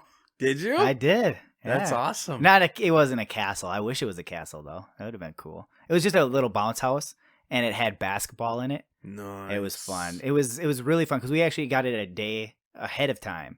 I don't know, like, if they needed to get it early or the schedule was off or whatever, but they brought it the day before, and we ended up having it for 2 days. So we actually, I was playing with my stepdad. It was like 3:00 in the morning the night before, just hanging out. We're hanging out at the fire or whatever, and again, maybe he just had some drinks in him. I might have partaked a little. I don't remember. I don't remember. But we played basketball in it at 3 a.m. That's sweet. It was so fun. Did I remember those? Those were cool. But if the company asks, we didn't do that because we weren't supposed to play after, I think, 10:00 at night. Why? I don't know. They were afraid it was gonna pop. I don't know if I don't know if the time changes the pressure or what. I guess maybe they didn't want it inflated because of the dew that comes out at night. Maybe. But I don't know why that would have anything. Maybe it was like a gremlin jump house. Oh, yeah. After 10 or whatever. That happens with bounce houses. Midnight. What was the rule for gremlins? Do you remember? It was midnight. Midnight? Which always confused me because it's always after midnight. Yeah. And it's always before midnight. Right. Anyways. But no, it was a lot of fun, like just doing that the day before and then all the next day. It was mainly for the kids that wanted to come. I did use it, but not as much during the day. It was just kind of a at night type thing for me and my friends. Both of them, both friends. Yeah, both. Yeah. No, I didn't have hundreds of people though. I did have family and friends come. It was just more of a just a close family and close friends type thing. It was, I don't even know how many people, maybe 50 people throughout the whole experience.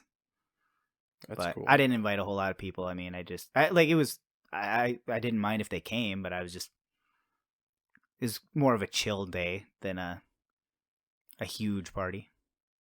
I wasn't going to tell this story, but you want to know what happened at my grad party? What happened? I'm not going to say names or anything, but we had a girl come up and she wanted me to take her to go get meth. Interesting. Yeah. Okay. How'd that story end? I told her to get the hell out. That makes sense. I would do something similar. I couldn't believe it. I was like, "What are you doing? Like, this is my grandparents. Are you? What are you get out? Like that doesn't. Why would you suggest anything of that kind of thing at this kind of a party? Right. Setting. Yeah. And never the setting. To be honest, I never touched the stuff. Never went. Like never went into the hard drugs. Yeah. But I was like, really? You come to my freaking grad party? Yeah, time and place for everything. And like you said, there's not a whole lot of opportunities for that. Maybe she knew there wasn't a whole lot of opportunities that she didn't know. So she's like, maybe this is one. But that was like the first thing she said. That she didn't say, like, were you close with this person? I've known her, like I knew her for like okay. Grew up to you, like yeah. But I was like, really? That's the first thing you say at the party. You're like, oh, I can make this a party if you want a party. And you're like, nope, this is a good party the way it is. Yep. So I kicked her out. Like, there you go. That you got to. I would do the same thing. I was so mad. Yeah. That kind of ruined my day for a little bit. Well, till she was gone. Yeah, that is going a whole nother level. I was so mad. That's over the top to me. But was that your last question? That was my last question. I'm out of questions too. Well, no, you got one more. I got one. Well, it's not really a question, but it's what we do, how we end the podcast. Yeah. Makes me sad. I don't want this to end already. I know. Man, I hate it when things end. Well, we still got some time. But we still got time. Yeah, we're gonna drag this out a little bit more. All right. So this week we decided to go on the top 10 deceased comedians. Top 10 comedians that have passed. Most of them too early. Some of them in their prime.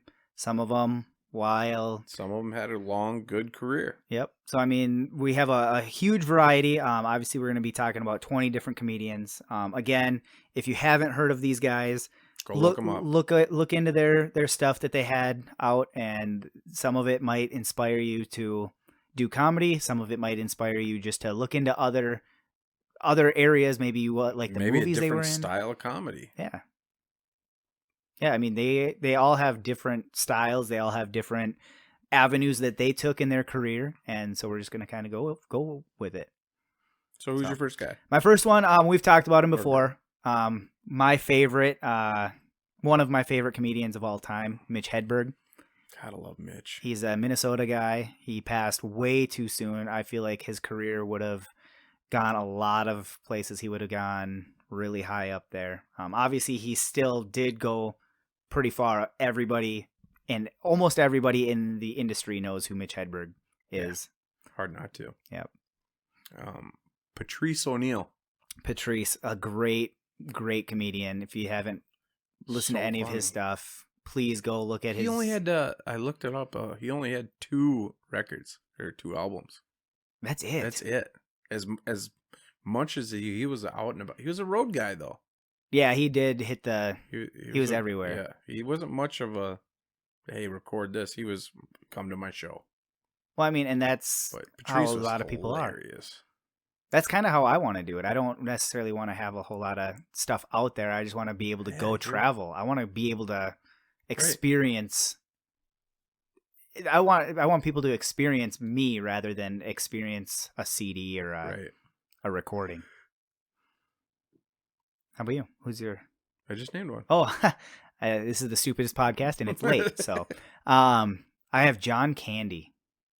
Oh, dude, I love John Candy. John Candy will forever be missed. A lot of people have been inspired by him and what he has done in a lot of movies. Great comedian, so funny. Yep.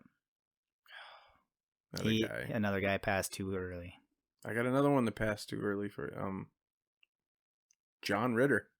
John Ritter. Yep. That was sudden. Well, most of these was out of nowhere. Sudden. Like, like you didn't even know there was something wrong with John. Like he was in his prime. Like he was just starting to build up, I think, too. Yeah, and he had a sitcom and everything that they had to kind of retailer everything because he was the guy. Man. Yeah. Yeah. My next is John Panette. He's a bigger guy. He loved talking about food. Foodie. He was a foodie. I'd love to do some food jokes along with him, but I mean he has some great stuff. He was so good. Can't beat him at food jokes. Maybe Jim Gaffigan could give him a run for his money, but yeah, man, he was so good. Yeah, I miss big him. Dude though, big dude. Mm-hmm. Very expression. He had a lot of yeah. George Carlin. Obviously, he's got to be on here. Dude, he might be a goat. I mean, he's in the goat conversation. He's in the goat conversation for sure. He spoke his mind. Yeah. He went political. He was very political. He wanted people to know. He was one of the few that made politics funny without actually picking a side. Yeah, I feel like he was kind of the pioneer almost in that aspect. Like he was the one to kind of lead into politics, comedy. And other people kind of getting on his train and taking it to where it is today. And obviously there are political comedians, and you guys kind of know our stance on that. Right. But I don't want to go political ever. Yeah, for my comedy, I'm not going to go political. But again, it's to each their own. I mean, if you love it, you love it. If you don't, you don't. Right. And so, but again, if you are looking for a good political comedian, there's no better. Yeah. Not that I can. No. My next is Greg Giraldo. Greg Giraldo. He started getting into the roasts at the very beginning once that was starting to get big, and he had a great career that was heading up. Died way too early. Yep. Rodney Dangerfield. Oh, I thought you were going to say Roddy. That's me. He had an old movie that I used to love. It was a cartoon, Roger Dangerfield. I think it was Roger Dangerfield. He was a dog. Okay, yep. I don't remember that, but yeah. That's cool. Rodney Dangerfield. Yeah, I get no respect. Yeah. No respect. Everybody talks about him. Everybody in comedy knows who he is, and I feel like he gets... Some of his stuff is kind of not necessarily ripped off, but he quit comedy for a while. Did you know that? Oh yeah, yep. And became a salesman for like siding or something. Well, I didn't know what he quit for. Yeah. I knew he quit for a while. He went into sales. I thought that was crazy. Yeah, and he was able to. A guy that was so funny. It was one-liners. One-liners. He was all about those. That's the way I'm kind of moving. Is the one-liner, the one-liner dad jokes. Is kind of killing it with them. I'm trying. I mean, I've done a few here. Some of them good. Some of them, well, great. Hit or miss. I like it. Yeah. All right, my next is Sam Kinison. He's one of the loud, very loud. He knew. He knew he was in a room. Was he a preacher before he became a comedian, or was his dad a preacher? I can't remember. I don't know. I don't remember. I know something. Yeah, his family had something to do with. And there are other like comedians that I know of that were either going to pursue that. Like, I mean, it's similar in ways. Like you're talking, and obviously there's a different style to them. But yeah, I know actually one of the guys I've been listening to a lot lately, Pete Holmes. He was going to get into that. Really? Yep, he was going to be a priest, but. He's had a lot of different things happen, and he's got a different view on life. So he. Wow, I did not know that. That's cool. Oh, yeah. Yep. Freddie Prinze. Okay. Freddie Prinze. He committed suicide. Yep. That's at a very young age. Those are tough. He was a big dude when he first he hit the ground running at a very young age. And just couldn't deal with it. Like he always wanted to be on top and he couldn't handle not being on top. Well, I mean, there's a lot to that. Like there's a lot of pressure that comes with being big so early, because then you have a lot of expectation to be good, and if you're not able to hit that, or if you feel like you don't hit that, that can be a lot of pressure. Yep. I have Andy Kaufman. Andy Kaufman was amazing. He did his own thing. Not only was he amazing at comedy, but he would do shows that you didn't really know what was going on, but like that whole show could have just been the joke. Like he had so many different things that he would do. He would read a book on stage, and that's all he did. And I feel like a lot of his comedy, you didn't even laugh when you were there. But then all of a sudden, like 2 days later, you'd look back and then you'd start laughing about it. Yeah, or like something like he would like do something and all of a sudden you're like, wait, like I understand where he was going with that. I don't know why I didn't catch that till now, but like, no, I understand what you're saying. His joke kind of clicked later. Yep. There was always a late click with his jokes most of the time. Well, yeah. Well, I would say some of the time. There was some times where you get it obviously like instantly. But yeah, he had some very unique comedian. He had skits that people didn't even like know were skits. Too. Like he was very secretive, and it was really cool. But Charlie Murphy. I think we talked a little bit about Charlie Murphy. Yeah, we have a few times. Yeah. That's, I mean, obviously Eddie's little brother, right? I think he was the little brother. Maybe he's the older brother. Can't remember. I don't remember. They're brothers. But they're brothers, yeah. Yeah, Charlie Murphy he was great. Yeah. Very funny dude. Getting into comedy, stand-up comedy as he was famous. Yeah. Became famous before he was a Yeah. That makes it a whole different different ball game. Yeah. Learning on the fly. And he did it well. Mm-hmm. My next is Bill Hicks. Bill Hicks was great. I think he was on his way to being bigger. Oh yeah, he had some controversial stuff that he was talking about, but he was able to get his point across, and he didn't care what people thought. He just wanted to kind of give his worldview to everybody, and didn't give two rips. Man, this is a sad list. It is, but if we there's so many good we got to look at the here. positive side, and they did have a lot of stuff that affected us positively, and that's why these guys are on this list, is because they were so great. Right. Tim Wilson was so funny. If you guys don't know who Tim Wilson is, go look at him up. He's got kind of a country twang to his voice, but man, he's so funny. Hilarious. Very good storyteller. If you want to, it's in between storyteller and joke artist. I mean, he's just very funny. Look him up if you don't know who he is. I'm going to be honest. I don't know much about him. I guarantee you do. We talked about this earlier when I named his name, and I know you know who he is if you actually heard his jokes. Yeah. So, my next is Phil Hartman. Is that your number 10? No, I still have a couple more actually. I might not have hit 10. I might have gone over again. I'm going over, dude. There's so many that I couldn't. I'm definitely not doing just 10. I got a couple. We do that almost every. You're gonna see a pattern. There's too many comedians that we love. Again, and we are gonna miss some. We are not gonna hit all of these. Who did you just name though? Phil Hartman. Very funny. Yeah, he was not only an he was an actor. He did some comedy. He was a voice actor. He did a lot of different things. A lot of people that he has affected positively. I gotta go with another guy that you could probably go with a GOAT conversation. Don Rickles. Oh, yep. Don Rickles is another. He's up there because he was so good. Well, yeah, and he was a little godfather. Yeah, a little older, like Very, generation, but he was he set the stage for a lot of different people, and yeah, definitely a turning page in comedy, I think. Yeah, definitely a unique style for his time. Mm-hmm.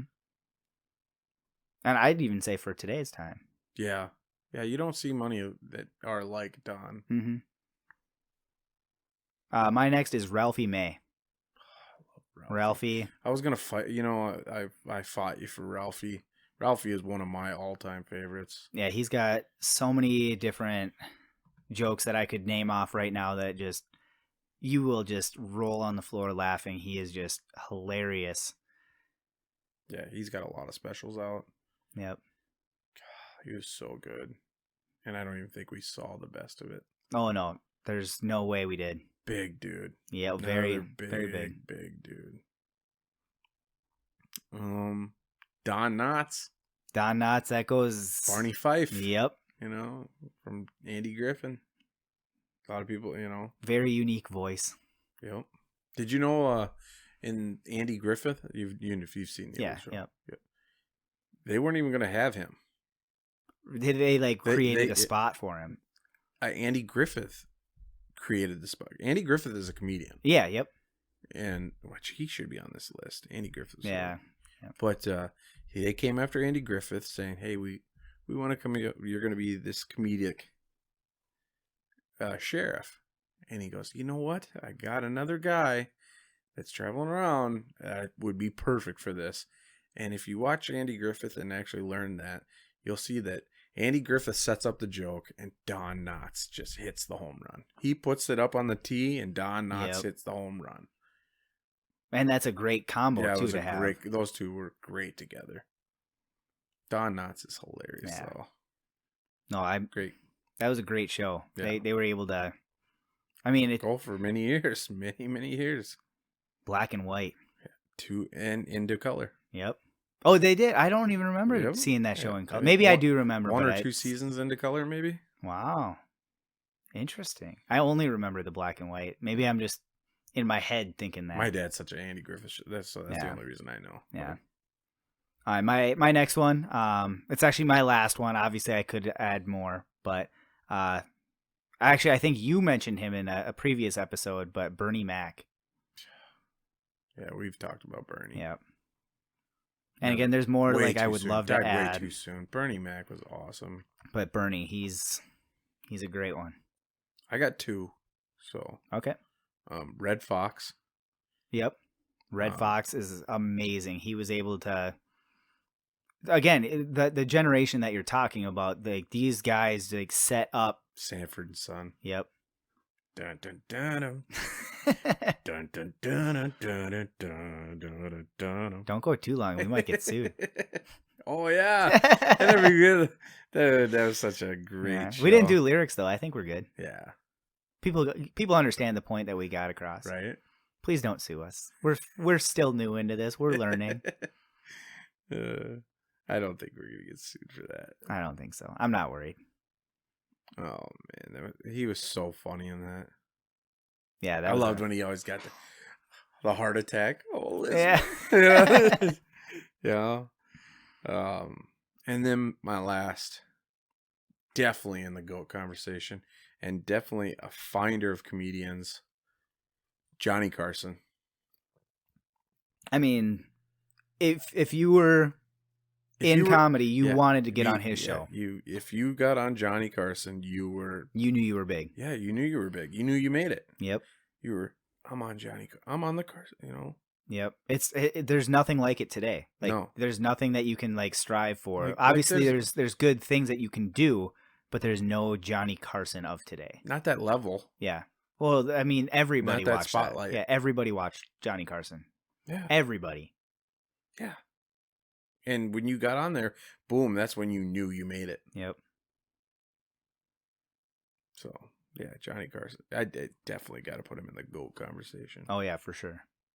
So, that's the end of my list, man. Okay. Well, I mean, we do dedicate each show to somebody. Obviously, we try to kind of go with the theme. And the one that I wanted to suggest for this episode, we both agreed. We both agreed on this one. And this is a huge name, Chris Farley. Definitely. Chris Farley. Again, he's in the GOAT category. He is a world famous actor that again, went too soon. Way too soon. Man, Chris was on the rise of being something amazing. Yeah, he not only like he was obviously a physical comedian because of his size and the way that he was just able to do all of his stuff. Like he was able to do cartwheels and run, and he was very athletic for a big dude. And he was committed to his physical comedy. Like when he fell through a table, he fell through a table. Like, that wasn't fake. Like he actually did that. Oh, he really? did. Yeah. He actually, and he like went hard. Like, and he actually got. There's a lot of different things about him out there, but there's a documentary that I would recommend. Just I Am Chris Farley. And they talk about that. I've seen bits and pieces. I haven't sat through the whole thing. Yeah. Man, he had so many great movies. And like I said, athletic for a big dude. Very. Like I didn't, I knew that he did some stuff, but then like I've been on a Chris Farley kick for this last like week and a half. And that dude could actually, how do you do a cartwheel when you're like 300, 400 pounds? I can't do a cartwheel now hardly. Yeah. I can sometimes, but not like on if I was on TV and they like, or on a movie set and they were like, okay, now you got to do a cartwheel, I would be 50% confident that I'd be able to do it. What's your favorite movie that he did? Oh, dude, hands down, Tommy Boy. Tommy Boy, that's definitely one of the tops for sure. Every time I think of it, it's obviously Tommy Boy. Black Sheep is another big one. Beverly Hills Ninja, that's a great one. There's just so many out there, and then there's also movies out there that he was just in, but he wasn't like the main part, like Billy Madison. Oh yeah, he was the bus driver. SNL, obviously, yeah. You forget about those guys. That whole crowd that he came up with, Chris Rock, Adam Sandler, all those guys. I mean, he was with them. Like, yeah, that was a great class. And they were so close. If you watch one of Adam Sandler's newest, dude, everybody that talks about him almost comes to tears when they talk about the guy. Yeah. Well, I don't know did you see Adam Sandler's special where he dedicated it to Chris, and he had that song brought me to tears. David Spade still has a hard time talking about him. Oh yeah. Them two were tight. Yep. They were close. Yeah. But man, could you imagine the movies he would come out with now? Yeah. He died a while ago, so he would have had do you so think, much more. Do you think Adam Sandler would be, obviously probably would still be as big as he is. Oh yeah, he'd still be big. I bet they'd be bigger because they would be able to work together. Like they would probably all have their own separate things, but they would do stuff together. They do stuff separate. Can you imagine like if Chris Farley was around and he could do like the Grown Ups movie with all of those guys? Like, like the movie where they brought everybody together, and like that would have been awesome. Yeah. I can't imagine how much different that would have been. Yeah. Man, I miss that dude. I miss all these. I miss comedians. Every name that we named today. I would buy tickets to every name that we named tonight. For sure. Hands down. Not even he's in town? Absolutely, we're going. Yes. So that's all I got for him. Yeah, I think that was a very good episode. Good episode. We got 4 episodes in now. Hope you guys are enjoying yourselves. I hope you guys like us on Facebook, subscribe to us on any of the platforms we're on. Subscribe. That's the only way that we know. Yep. Yeah, subscribe, like us, comment on stuff. Let us know if you have any questions that you want us to ask each other. If you want to know something about Justin, if you want to know something about Roddy or Vandy, let us know. We're here to help you guys out, answer questions, or if you just want to see if there's a question that you've always wanted to ask somebody, but maybe you're a little too embarrassed to ask them, we'll answer it. Absolutely. Yeah. We're not shy. Not by any means. Yeah, we'll try to do our best. I don't necessarily want to get political like we always say. So if it's a political question, we're probably going to stay away from it. Yeah. We don't want to get into that. We don't want to see that crowd. We don't want to push those buttons. Yeah, we don't want to push anything that's going to turn anybody off. So, but we enjoy you guys. We hope you're enjoying the show, and we will see you guys next episode. We'll see you next time. Bye.